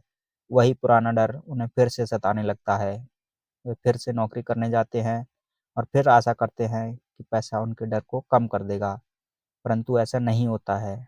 डर के कारण ही वे नौकरी के जाल में फंसे रहते हैं। पैसा कमाते हैं, काम करते हैं, पैसा कमाते हैं और आशा करते हैं कि डर से उनका पीछा छूट जाएगा, परंतु हर रोज़ जब वे उठते हैं तो उनका पुराना डर भी उनके साथ उठता है। वही पुराना डर करोड़ों लोगों को रात भर जगाता है और उनकी रात बहुत चिंता और परेशानी में गुजरती है। इसलिए वे उठते हैं, काम पर जाते हैं और ये आशा करते हैं कि तनख्वाह के चेक से उनके दिल को कुतरने वाले इस डर को वे मौत के घाट उतार देंगे है। सच बात तो यह है कि पैसा उनकी ज़िंदगी को चला रहा है, परंतु वे इस बारे को में कभी सच नहीं बोलते कि पैसे ने उनकी भावनाओं पर कब्जा कर लिया है और उनकी आत्मा पर भी। यह कहकर अमीर डैडी खामोश हो गए ताकि उनके शब्द में छुपा संदेश हमारे अंदर चला जाए। माइक और मैंने उनकी बातें सुनी थीं, परंतु अब हम उनका मतलब पूरी तरह नहीं समझ पाए थे। मुझे अक्सर यह हैरानी होती थी कि लोगों को ऑफिस जाने की इतनी जल्दी क्यों होती है। उन्हें अपनी नौकरी में खास मज़ा नहीं आता और वे कभी खुश भी नहीं दिखते। फिर भी क्या वजह थी जो उन्हें जल्दी ऑफिस जाने के लिए प्रेरित करती थी? जब अमीर डैडी ने देख लिया कि हम जितना समझ सकते थे उतना हमने समझ लिया है, तो उन्होंने आगे कहा कि मैं यह चाहता हूँ कि तुम लोग इस जाल से बचो। दरअसल मैं तुम्हें यही सिखाना चाहता हूँ। मेरा मकसद सिर्फ तुम्हें अमीर बनाना सिखाना नहीं, क्योंकि अमीर बनने से समस्या नहीं सुलझेगी। अमीर बनने से समस्या नहीं सुलझेगी। मैंने आश्चर्य से पूछा। बिल्कुल नहीं। दूसरी ओर भावना इच्छा के बारे में अपनी पूरी बात करने दो। कुछ लोग इसे लालच कहते हैं, परंतु मैं इसे इच्छा कहना ज़्यादा पसंद करूँगा। यह बुरा नहीं है कि हम किसी बेहतर, ज़्यादा सुंदर, ज़्यादा सुखद या रोमांचक चीज़ की इच्छा रखें। लोग इच्छा की वजह से भी पैसे के लिए काम करते हैं। उन्हें सुख के लिए भी पैसे की ज़रूरत होती है, क्योंकि वे मानते हैं कि ज़्यादा आराम, ज़्यादा सुरक्षा हासिल करने के लिए और ज़्यादा पैसे की ज़रूरत होती है। इसलिए वे काम करते रहते हैं और ये सोचते रहते हैं कि पैसा डर और लालच से परेशान उनकी आत्माओं को शांत कर देगा। परंतु ये काम नहीं कर सकता। अमीर होने के बाद भी नहीं, माइक ने पूछा। हाँ, अमीर होने के बाद भी नहीं, अमीर डैडी ने कहा। दरअसल बहुत से व्यक्ति, अमीर लोग इच्छा के कारण नहीं, बल्कि डर के कारण अमीर होते हैं। वे सच में सोचते हैं कि दौलत हो तो पैसे होने का डर, गरीब होने का डर खत्म हो जाता है। इसलिए वे ढेर सारी दौलत जमा कर लेते हैं और तब जाकर उन्हें पता चलता है कि उनका डर और बढ़ गया है। अब उन्हें इसे खोने की चिंता सताने लगती है। मैं ऐसे दोस्तों को जानता हूँ जो बहुत सा पैसा होने के बाद भी काम में जुटे रहते हैं। मैं ऐसे लोगों को भी जानता हूँ जिनके पास आज करोड़ों की दौलत है, परंतु वे आज भी उससे ज़्यादा चिंतित हैं और परेशान भी, जितने वे अपने गरीबी के दिनों में थे। जिन्हें इस बात का डर है वे अपनी सारी दौलत खो देंगे। अमीर बनने से पहले जो डर उन्हें सता रहे थे, वे अमीर बनने के बाद भी उन्हें सता रहे हैं और भी बढ़ गए हैं। दरअसल उनकी आत्मा का कमज़ोर और ज़रूरतमंद हिस्सा अब तेज़ी से चीख रहा था कि वे अपने आलीशान बंगलों, शानदार कारों और उस ऐशो-आराम की ज़िंदगी को नहीं खोना चाहते, जो पैसों से खरीदी गई है। वे इसी चिंता में घुलते रहते हैं कि अगर वे कंगाल हो गए, तो उनके दोस्त क्या कहेंगे। इसी चिंता की वजह से कई लोग तो न्यूरोटिक और कुंठित हो जाते हैं। हालांकि वे अमीर दिखते हैं, पर उनके पास पहले से ज़्यादा पैसा है। तो क्या गरीब आदमी ज़्यादा सुखी होता है? मैंने पूछा। नहीं, मेरे हिसाब से तो ऐसा नहीं, अमीर डैडी ने जवाब दिया। पैसे से दूर रहना भी उतना ही बड़ा पागलपन है जितना कि उसके पीछे भागना। उसी समय कस्बे का एक पागल हमारी मेज के पास से होकर गुजरा और कूड़ेदान के पास जाकर रुका। उसमें कुछ ढूंढने लगा, जैसे उसे किसी ने समझाकर भेजा हो। चर्चा के इस मोड़ पर हम तीनों उसकी हरकतों को दिलचस्पी के साथ देख रहे थे, जबकि इससे पहले हमने उसे नज़रअंदाज कर दिया था। अमीर डैडी ने अपनी पर्स से $1 निकाला और उस पागल बूढ़े के पास आकर आने का इशारा किया। पैसा देखते ही हुए तत्काल आया। उसने पैसे के लिए अमीर डैडी को ढेर सारी दुआएं दी और अपनी अच्छी किस्मत पर खुश होकर वह जल्दी से चला गया। इसमें से और मेरे ज़्यादातर कर्मचारियों में बहुत अंतर नहीं है, अमीर डैडी ने कहा। मैं ऐसे बहुत से लोगों से मिला हूँ जो कहते हैं, अरे मुझे पैसों में कोई रुचि नहीं है, फिर भी वह हर रोज़ 8 घंटे की नौकरी पर जाते हैं। यह तो सच्चाई को नकारना है। अगर उन्हें पैसों में रुचि नहीं है तो वे नौकरी पर क्यों जाते हैं? इस तरह का चिंतन पागलपन का चिंतन है। उस कंजूसी भरे चिंतन से भी ज़्यादा पागलपन का जिसमें कोई आदमी पैसे पर कुंडली मारकर बैठ जाता है। जब मैं वहाँ अपने अमीर डैडी की बात सुन रहा था, तब मेरे दिमाग में यह ख्याल आ रहा था कि मेरे गरीब डैडी 1000 बार ये कह चुके हैं कि मुझे पैसों में कोई रुचि नहीं है। वे ऐसा अक्सर कहा करते थे। वे खुद असली भावनाओं को छुपाने के लिए हमेशा यह भी कहा करते थे कि मैं इसलिए काम करता हूँ क्योंकि मुझे अपना काम बहुत पसंद है। तो हमें क्या करना चाहिए? मैंने पूछा। यही कि हम पैसे के लिए काम नहीं करें जब तक हमारे मन से डर और लालच की भावनाएं पूरी तरह से निकल ना जाएं। नहीं, उसमें तो बहुत समय बर्बाद हो जाएगा, अमीर डैडी ने कहा। भावनाओं के कारण ही तो हम इंसान हैं, इन्हीं के कारण तो हमारी हस्ती है। भावना शब्द का मतलब है चलायमान ऊर्जा।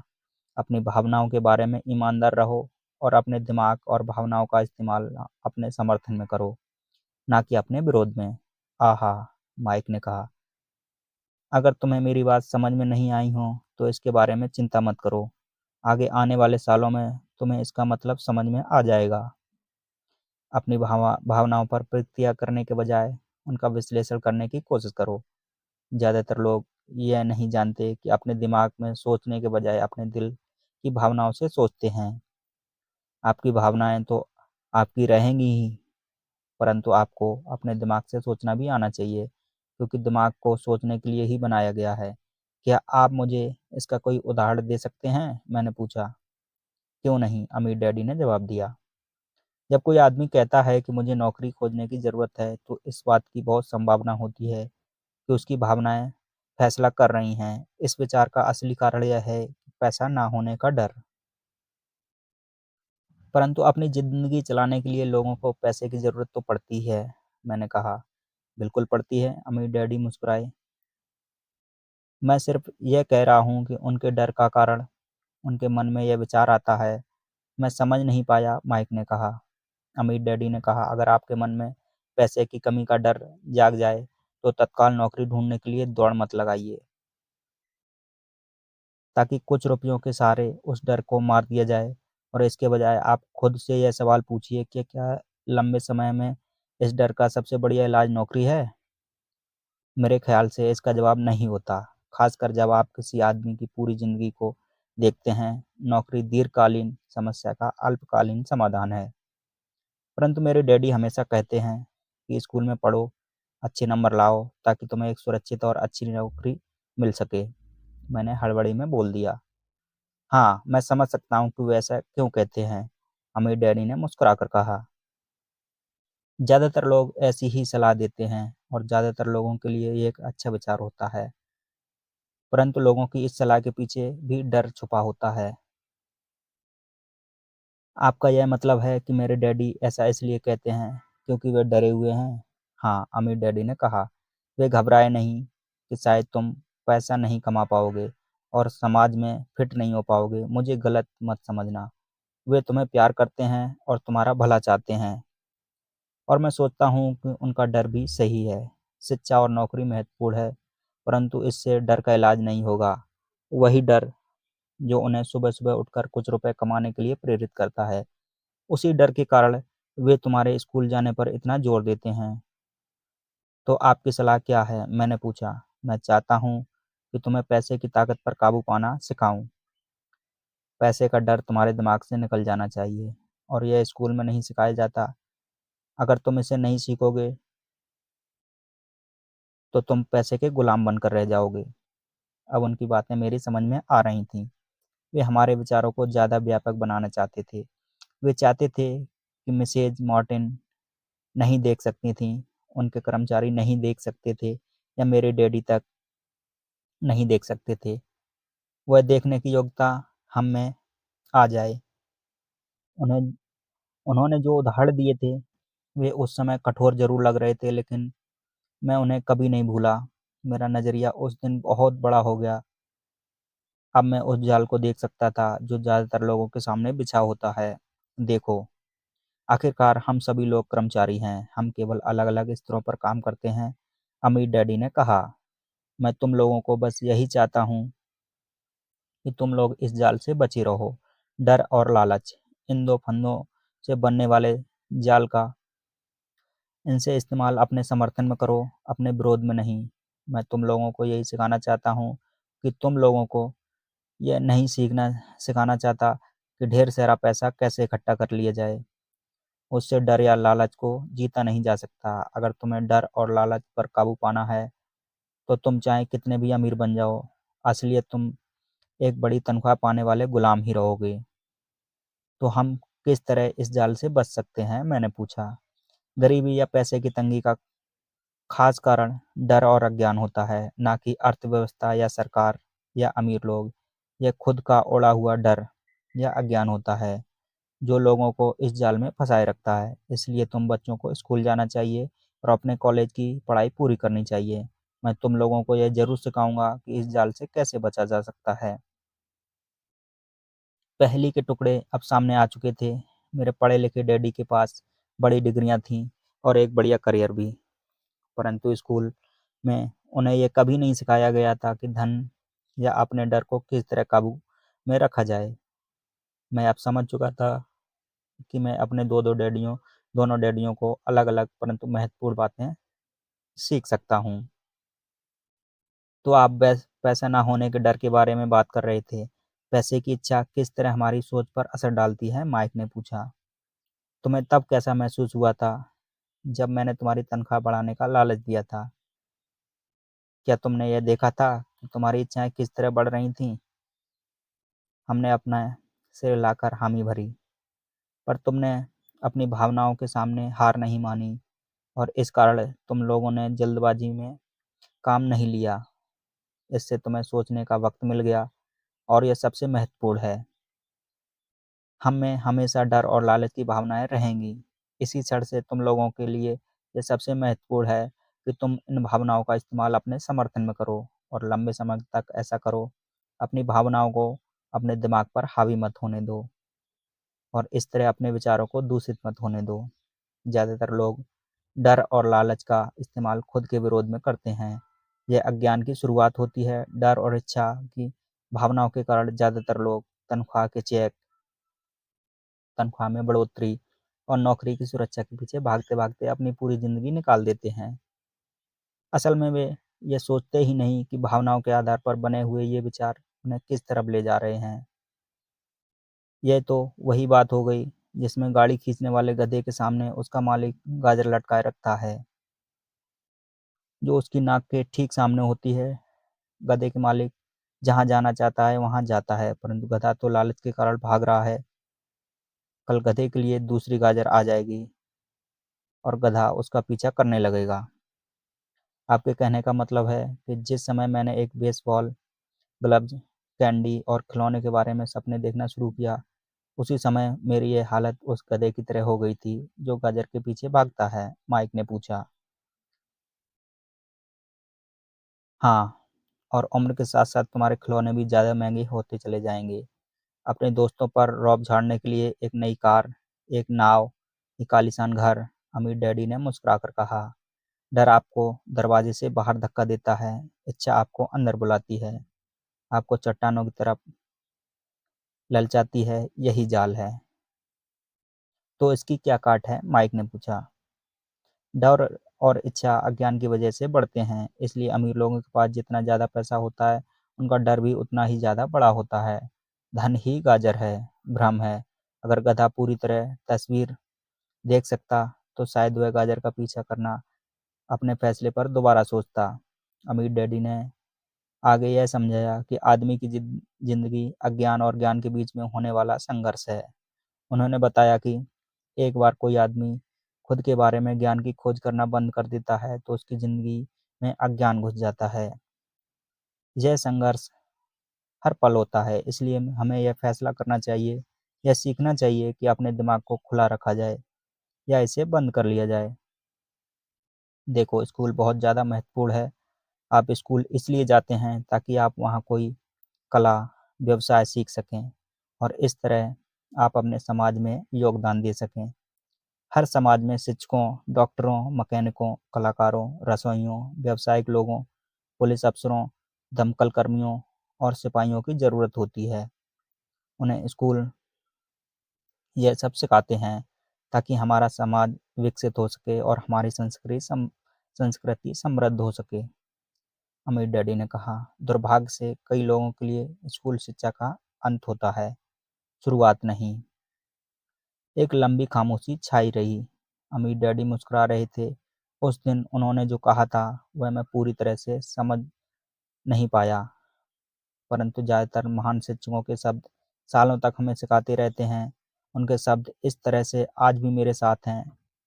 मैं आज थोड़ा निर्मम हुआ, अमीर डैडी ने कहा। एक वजह से निर्मम हुआ, मैं चाहता था कि तुम लोगों को आज ये आज की यह चर्चा हमेशा याद रहे। मैं चाहता हूँ कि तुम लोग हमेशा मिसेज़ मार्टिन के बारे में सोचो। मैं चाहता हूँ कि तुम लोग हमेशा उस गधे के बारे में सोचो। इन्हें कभी मत भूलना। अगर तुमने अपनी समझदारी से उन्हें काबू नहीं किया, तो डर और लालच तुम्हारी दोनों भावनाएं तुम्हें ज़िंदगी के सबसे बड़े जाल में फँसा सकती हैं। अपनी ज़िंदगी को डरते-डरते गुज़ारना, अपने सपनों को पूरा ना करना, निर्ममता कि पैसे के लिए कड़ी मेहनत की जाए और यह सोचा जाए कि पैसे से खरीदी गई चीज़ सुख दे सकती है। बिल चुकाने के डर से घबराकर आधी रात को जागना जीने का एक भयानक तरीका है। तनख्वाह के हिसाब से ज़िंदगी जीना भी कोई जीना है? यह सोचना कि कोई नौकरी आपकी सुरक्षा का एहसास दे सकती है, खुद से झूठ बोलना है। यह निर्ममता है और यही वह जाल है जिससे मैं तुम्हें बचाना चाहता हूँ। मैंने देखा है कि पैसा किस तरह लोगों की ज़िंदगी को चलाता है। ऐसा अपने साथ मत होने देना। भगवान के लिए पैसे को अपनी ज़िंदगी मत चलाने देना। हमारी मेज़ के नीचे सॉफ्टबॉल आ गई। अमीर डैडी ने उसे उठाया और वापस खिलाड़ियों के पास फेंक दिया। तो अज्ञान का लालच और डर से क्या ताल्लुक है? मैंने पूछा। यह पैसे का अज्ञान ही है जिसकी वजह से इतना लालच और इतना डर पैदा होता है, अमीर डैडी ने कहा। मैं तुम्हें कुछ उदाहरण देता हूँ। एक डॉक्टर जो अपने परिवार को ज़्यादा खुशी देना चाहता है, अपनी फीस बढ़ा देता है। उसकी फीस बढ़ने की वजह से स्वास्थ्य सुविधाएं हर एक के लिए महंगी हो जाती हैं। इससे गरीब लोगों को सबसे ज़्यादा नुकसान होता है। इसलिए गरीब लोगों का स्वास्थ्य अमीर लोगों से ज़्यादा बुरा होगा। चूँकि अब डॉक्टरों ने अपनी फ़ीस बढ़ा दी है, इसलिए वकील भी अपनी फ़ीस बढ़ा देते हैं। क्योंकि वकीलों ने अपनी फ़ीस बढ़ा दी है, इसलिए स्कूल टीचर भी अपनी तनख्वाह बढ़ाना चाहते हैं, जिसके कारण हमारा टैक्स बढ़ता है और यह सिलसिला अनंत काल तक यूँ ही चलता रहता है। जल्द ही अमीर और गरीब के बीच इतना भयानक अंतर हो जाएगा कि प्रलय आ जाएगी और एक महान सभ्यता धराशायी हो जाएगी। महान सभ्यताएँ तभी धराशायी हुई हैं जब अमीरों ने और गरीबों के बीच बहुत फासला हो गया है। अमेरिका भी उसी रास्ते पर चल रहा है और इससे यह साबित होता है कि इतिहास अपने आप को दोहराता है, क्योंकि हम इतिहास से कुछ नहीं सीखते। हम केवल ऐतिहासिक तारीखें और नाम रटते हैं, उनके सबक को भूल जाते हैं। क्या कीमतें नहीं बढ़नी चाहिए? मैंने पूछा। अच्छी तरह से चल रही सरकार और एक शिक्षित समाज में तो नहीं। कीमतें दरअसल कम होनी चाहिए। जाहिर है कि ऐसा केवल सिद्धांत में ही हो सकता है। कीमतें अज्ञान से पैदा हुए लालच और डर के कारण बढ़ती हैं। अगर स्कूल में धन के बारे में सिखाया जाए तो लोगों के पास ज़्यादा पैसा होगा। बाजार में कीमतें भी कम होंगी, परंतु स्कूलों में सिर्फ पैसे के लिए काम करना सिखाया जाता है। पैसे की ताकत का इस्तेमाल करना नहीं सिखाया जाता। परंतु हमारे यहाँ बिजनेस स्कूल भी है, माइक ने पूछा। क्या आप मुझे अपनी मास्टर डिग्री के लिए बिजनेस स्कूल जाने के लिए प्रेरित नहीं कर रहे? हाँ, अमीर डैडी ने कहा, परंतु ऐसा होता है कि बिजनेस स्कूल ऐसे कर्मचारियों को प्रशिक्षित करते हैं जो परिकृत बीन काउंटर्स होते हैं। ईश्वर ही मालिक है। जब कोई बीन काउंटर्स बिजनेस संभाल ले, वे सिर्फ संख्या को देखते हैं, लोगों को निकालते हैं और बिजनेस का गला घोट देते हैं। मैं जानता हूँ, क्योंकि मैं बीन काउंटर्स से काम लेता हूँ। वे सिर्फ इतना ही सोचते हैं कि लागत कैसे कम की जाए और कीमत कैसे बढ़ाई जाए, जिससे बहुत सी समस्याएं पैदा हो जाती हैं। बीन काउंटिंग भी महत्वपूर्ण है। मैं सोचता हूँ कि ज़्यादातर लोगों के बारे में इस बारे में जानना चाहिए, परंतु यह भी पूरी तस्वीर नहीं बताती, अमीर डैनी ने गुस्से से कहा। तो फिर क्या इसका कोई हल है? माइक ने पूछा। हाँ, अमीर डैडी ने कहा, सोचने के लिए अपनी भावनाओं का इस्तेमाल करो। सीखो, अपनी भावनाओं के बहाव में आकर मत सोचो। जब तुम लोग मुफ्त में काम करने के लिए तैयार हो गए थे, तो तुमने अपनी भावनाओं को काबू में रखना सीख लिया था। मैं तभी समझ गया था कि तुमसे उम्मीद की जा सकती है। जब मैंने तुम्हें ज़्यादा तनख्वाह का लालच दिया, तब तुमने एक बार फिर भावनाओं की बात नहीं मानी। तुम ताकतवर भावनाओं के बावजूद सोचना सीख रहे थे। यह पहला कदम था। यह कदम इतना महत्वपूर्ण क्यों? मैंने पूछा। यह तुम अपने आप जान जाओगे। अगर तुम सीखना ही चाहते हो, तो मैं तुम्हें लोगों को ब्रायर पैच में ले जाऊंगा। यह वह जगह है जिससे लोग बचते हैं। मैं तुम्हें उस जगह पर ले जाऊंगा जहां जाने में ज़्यादातर लोगों को डर लगता है। अगर तुम मेरे साथ जाओगे, तो तुम्हारे मन से पैसे के लिए काम करने का विचार निकल जाएगा। इसके बजाय तुम यह सीखोगे कि पैसे से कैसे काम लिया जा सकता है। और अगर हम आपके साथ जाते हैं, तो हमें क्या मिलेगा? अगर हम आपसे सीखने के लिए तैयार होते हैं, तो हमें क्या मिलेगा? मैंने पूछा। वही जो ब्रायर रैबिट रैबिट को मिला था, अमीर डैडी ने कहा। टार बेबी से आज़ादी। क्या ऐसा कोई ब्रायर पैच होता है? मैंने पूछा। हाँ, अमीर डैडी ने कहा। डर और लालच ही ब्रायर पैच है। अपने डर से पीछे छुड़ाकर, अपने लालच का सामना करके, अपनी कमजोरियों और ज़रूरतों को पहचान कर ही हम बाहर निकलने के रास्ते तक पहुंच सकते हैं। और बाहर निकलने का रास्ता हमारे दिमाग से होकर गुजरता है, सही विचारों को चुनने से। विचारों को चुनने से? माइक ने आश्चर्यचकित होकर पूछा। हाँ, इस विचार को चुनकर हम क्या सोचेंगे, बजाय इसके कि हमने अपनी भावनाओं में बहकर लगातार प्रतिक्रिया करते रहे। सुबह उठने और काम पर जाने से ही आपकी समस्याएं नहीं सुलझ जाती, क्योंकि बिल चुकाने के लिए पर्याप्त पैसा ना होने से आपको डर सताता है। सोचने से आपको खुद एक सवाल पूछने का समय मिलता है, इस तरह सवाल, क्या इस समस्या का सबसे बढ़िया समाधान और इस पर ज़्यादा मेहनत करना है? ज़्यादातर लोग इतनी बुरी तरह घबराए होते हैं कि वे खुद अपने आप को असली बात नहीं बता पाते कि डर हावी हो रहा है, और नतीजा यह निकलता है कि फिर सोच ही नहीं पाते, इसके बजाय दरवाजे से बाहर दौड़ लगा देते हैं। टारवे भी हावी हो जाती है, और अपने विचार चुनने से मेरा यही मतलब था। पर हम ऐसा किस तरह करेंगे? माइक ने पूछा। यही तो मैं तुम्हें सिखाने वाला हूँ। मैं तुम्हें यही सिखाऊंगा कि तुम्हारे पास चुनने के लिए विचारों का विकल्प होना चाहिए, ताकि तुम हड़बड़ी में काम करने से बच सको। जैसे अपनी सुबह की कॉफी पीकर दरवाजे के बाहर दौड़ लगाने की आदत से। मैंने तुमसे जो पहले कहा था उसे याद रखो, नौकरी दीर्घकालीन समस्या का अल्पकालीन समाधान है। ज़्यादातर लोगों के दिमाग में सिर्फ एक समस्या होती है, और यह थोड़े समय की होती है। यह समस्या होती है कि महीने के आखिर में चुकाए जाने वाले बिल, यानी टार बेबी। अब पैसा उनकी ज़िंदगी चलाता है, या फिर मैं ये कहूँ कि पैसे को लेकर उनका डर और अज्ञान उनकी ज़िंदगी चलाते हैं। तो वे वही करते हैं जो उनके माँ बाप ने किया था। सुबह उठो और पैसे के लिए काम करो। वे इतना समय भी निकाल नहीं पाते कि यह सोच सकें कि कोई दूसरा तरीका है क्या। इस वक्त वे दिल से सोचते हैं, दिमाग से नहीं। दिल से सोचने और दिमाग से सोचने में क्या फ़र्क होता है? माइक ने पूछा। अमीर डैडी ने जवाब दिया। मैं इस तरह जुमले अक्सर सुनता हूँ। हर आदमी को काम करना पड़ता है, या अमीर लोग शोषक होते हैं, या मैं दूसरी नौकरी ढूंढ लूँगा। मेरी तनख्वाह बढ़नी चाहिए। आप इस तरह मेरा शोषण नहीं कर सकते। या मैं इस नौकरी को इसलिए पसंद करता हूँ क्योंकि यह सुरक्षित है। इसके बजाय हमें यह कहना चाहिए, क्या यहाँ ऐसा कुछ है जो मुझे नहीं मिल रहा? इस तरह की भावना पर आधारित हमारे विचार की जंजीर टूट जाएगी, और हमें ज़्यादा अच्छे तरीके से सोचने का मौका मिल जाएगा। मुझे मानना ही पड़ेगा कि मेरे लिए यह सबक एक महान सबक साबित हुआ। यह जानना कि कब कोई आदमी दिल से बोल रहा है और कब दिमाग से, किसके शब्द में भावनाएं छुपी हुई हैं और किसके शब्द में विचार। यह एक ऐसा सबक था जो जिंदगी भर मेरे काम आया, खास तौर पर जब मैं अपने दिल से, यानी अपनी भावनाओं से बोल रहा था, ना कि अपने विचारों या दिमाग से। जब हम स्टोर की तरफ वापस मुड़े तो अमीर डैडी ने कहा, अमीर लोग हकीकत में पैसा बनाते हैं, वे इसके लिए काम नहीं करते।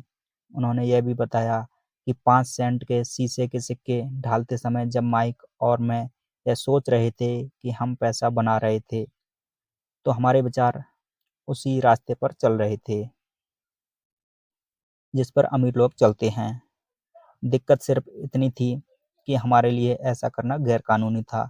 सरकार और बैंकों के लिए ऐसा करना कानूनी था, परंतु हमारे लिए नहीं। उन्होंने यह भी बताया कि पैसा कानूनी और गैर कानूनी दोनों ही तरीकों से कमाया जा सकता है। अमीर डैडी ने बाद में हमें यह समझाया कि अमीर लोग जानते हैं कि धन एक भ्रम है जो हकीकत में गधे के सामने लटकी हुई गाजर की तरह दिखता है। धन के भ्रम में जो डर और लालच पैदा होता है, उसकी वजह से ही अरबों खरबों लोग यह सोचते रहते हैं कि धन असली चीज है। धन दरअसल एक मायाजाल है। जनता के अज्ञान और भरोसे के भ्रम से ही ताश के पत्तों का यह महल खड़ा हो पाता है। सच कहा जाए तो गधे की गाजर धन से ज़्यादा कीमती है, उन्होंने कहा। क्योंकि अमेरिका गोल्ड स्टैंडर्ड के बारे में भी बात की और ये बताया कि डॉलर का नोट असल में चांदी प्रमाण पत्र है। उन्हें इस अफवाह से चिंता हो रही थी कि किसी दिन हम गोल्ड स्टैंडर्ड को छोड़ देंगे और हमारे डॉलर चांदी के प्रमाण पत्र नहीं रहेंगे। जब ऐसा होगा, बच्चों तो कयामत आ जाएगी। गरीब, मध्यम वर्गीय और नासमझ लोगों की ज़िंदगी इसलिए बर्बाद हो जाएगी क्योंकि वे ये भरोसा करते रहेंगे कि धन ही असली चीज़ है और वे जिस कंपनी के लिए काम करते हैं, वह कंपनी सरकार या उनका ध्यान रखेगी।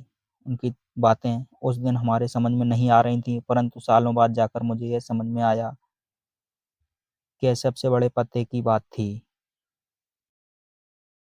वह देखना जो दूसरे नहीं देख पाते। जब वे अपने पिकअप ट्रक में चढ़े तो उन्होंने कहा, काम करते रहो बच्चों, पर जितनी जल्दी तुम तनख्वाह की ज़रूरत को भूल जाओगे, तुम्हारी आगे की ज़िंदगी उतनी ही आसान हो जाएगी। अपने दिमाग का इस्तेमाल करो, मुफ्त में काम करो और जल्दी ही तुम्हारा दिमाग तुम्हें पैसे कमाने के दूसरे तरीके भी बता देगा। उन तरीकों से तुम इस नौकरी से ज़्यादा पैसे कमा लोगे। तुम ऐसी चीज़ देख पाओगे जो दूसरे लोग कभी नहीं देख पाते। मौका उनकी नाक के नीचे होता है, फिर भी ज़्यादातर लोग इन मौक़ों का कभी फ़ायदा नहीं उठा पाते। इस कारण यह है कि वे पैसे और सुरक्षा ढूँढते रहते हैं, इसलिए उन्हें यही मिलते हैं। जिस वक़्त तुम एक मौका भाँपने में कामयाब हो जाओगे, उसके बाद तुम्हारी ज़िंदगी भर मौका भाँप सकते हो। जिस वक़्त तुम ऐसा कर लोगे, मैं तुम लोगों को कुछ और बातें सिखाऊँगा। इस बात का ध्यान से समझो ताकि तुम ज़िंदगी के सबसे बड़े जाल से बच सको। वह टार बेबी तुम्हें कभी नहीं छू पाएगी। माइक और मैंने स्टोर से अपनी चीज़ें उठाईं और मिसेज मार्टिन से गुड बाय कहा।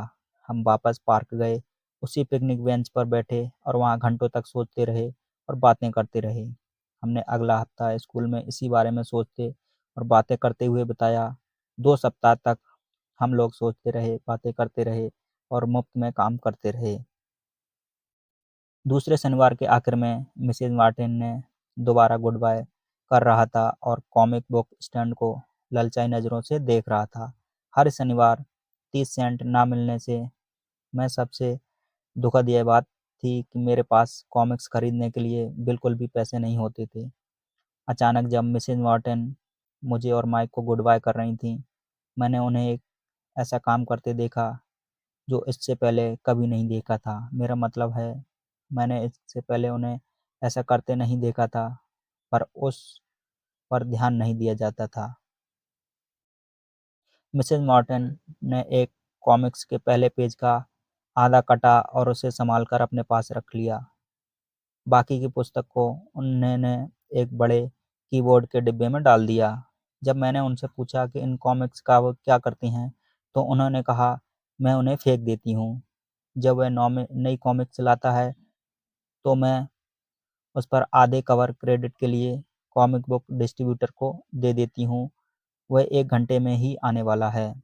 माइक और मैंने 1 घंटे तक इंतज़ार किया। जल्दी ही वह डिस्ट्रीब्यूटर आया और मैंने उनसे पूछा कि क्या हमें कॉमिक्स मिल सकती है?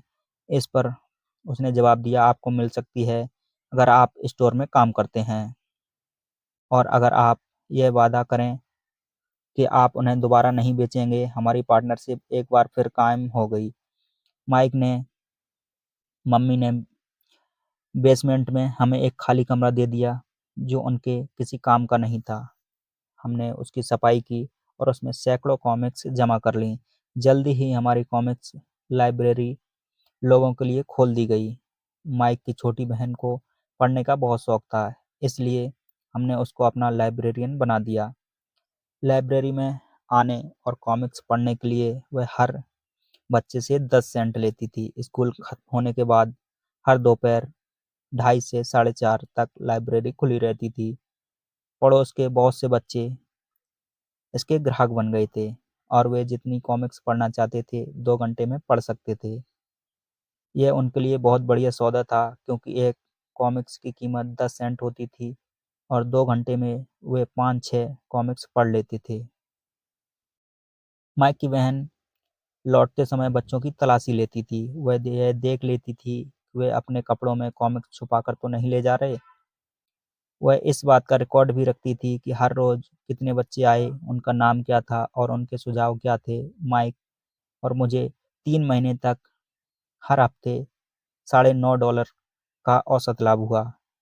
हमने उसकी बहन को हर हफ्ते $1 का भुगतान किया और उसे मुफ्त में कॉमिक्स पढ़ने का फ़ायदा भी दिया। हालांकि वह कॉमिक्स कभी-कभार ही पढ़ती थी, क्योंकि वह हमेशा अपनी पढ़ाई में लगी रहती थी। माइक और मैं समझौते के मुताबिक हर शनिवार स्टोर में काम करते थे। साथ ही हम अलग-अलग दुकानों से कॉमिक्स इकट्ठी करते थे। हमने वादे के मुताबिक कॉमिक्स नहीं बेची। जब कोई कॉमिक्स फट जाती थी, तो हम उसे जला देते थे। हमने इसकी एक शाखा खोलने की भी कोशिश की, लेकिन हमें माइक की बहन की तरह मेहनती और भरोसेमंद लाइब्रेरियन नहीं मिला। बहुत कम उम्र में हमने यह जान लिया था कि अच्छे स्टाफ को खोजना कितना मुश्किल होता है। लाइब्रेरियन लाइब्रेरी खोलने के 3 महीने बाद हमारी लाइब्रेरी में एक समस्या आ गई। दूसरे मोहल्ले के कुछ गुंडे अंदर घुस गए और उन्होंने झगड़ा करना शुरू कर दिया। माइक के डैडी ने सुझाव दिया कि हम अपना यह कारोबार बंद कर दें। तो इस तरह हमारा कॉमिक्स का धंधा भी बंद हो गया और हमने कन्वीनियंस स्टोर पर हर शनिवार काम करना भी बंद कर दिया। फिर भी अमीर डैडी रोमांचित थे, क्योंकि उनके पास ऐसी बहुत सी नई बातें थीं जो वे हमें सिखाना चाहते थे।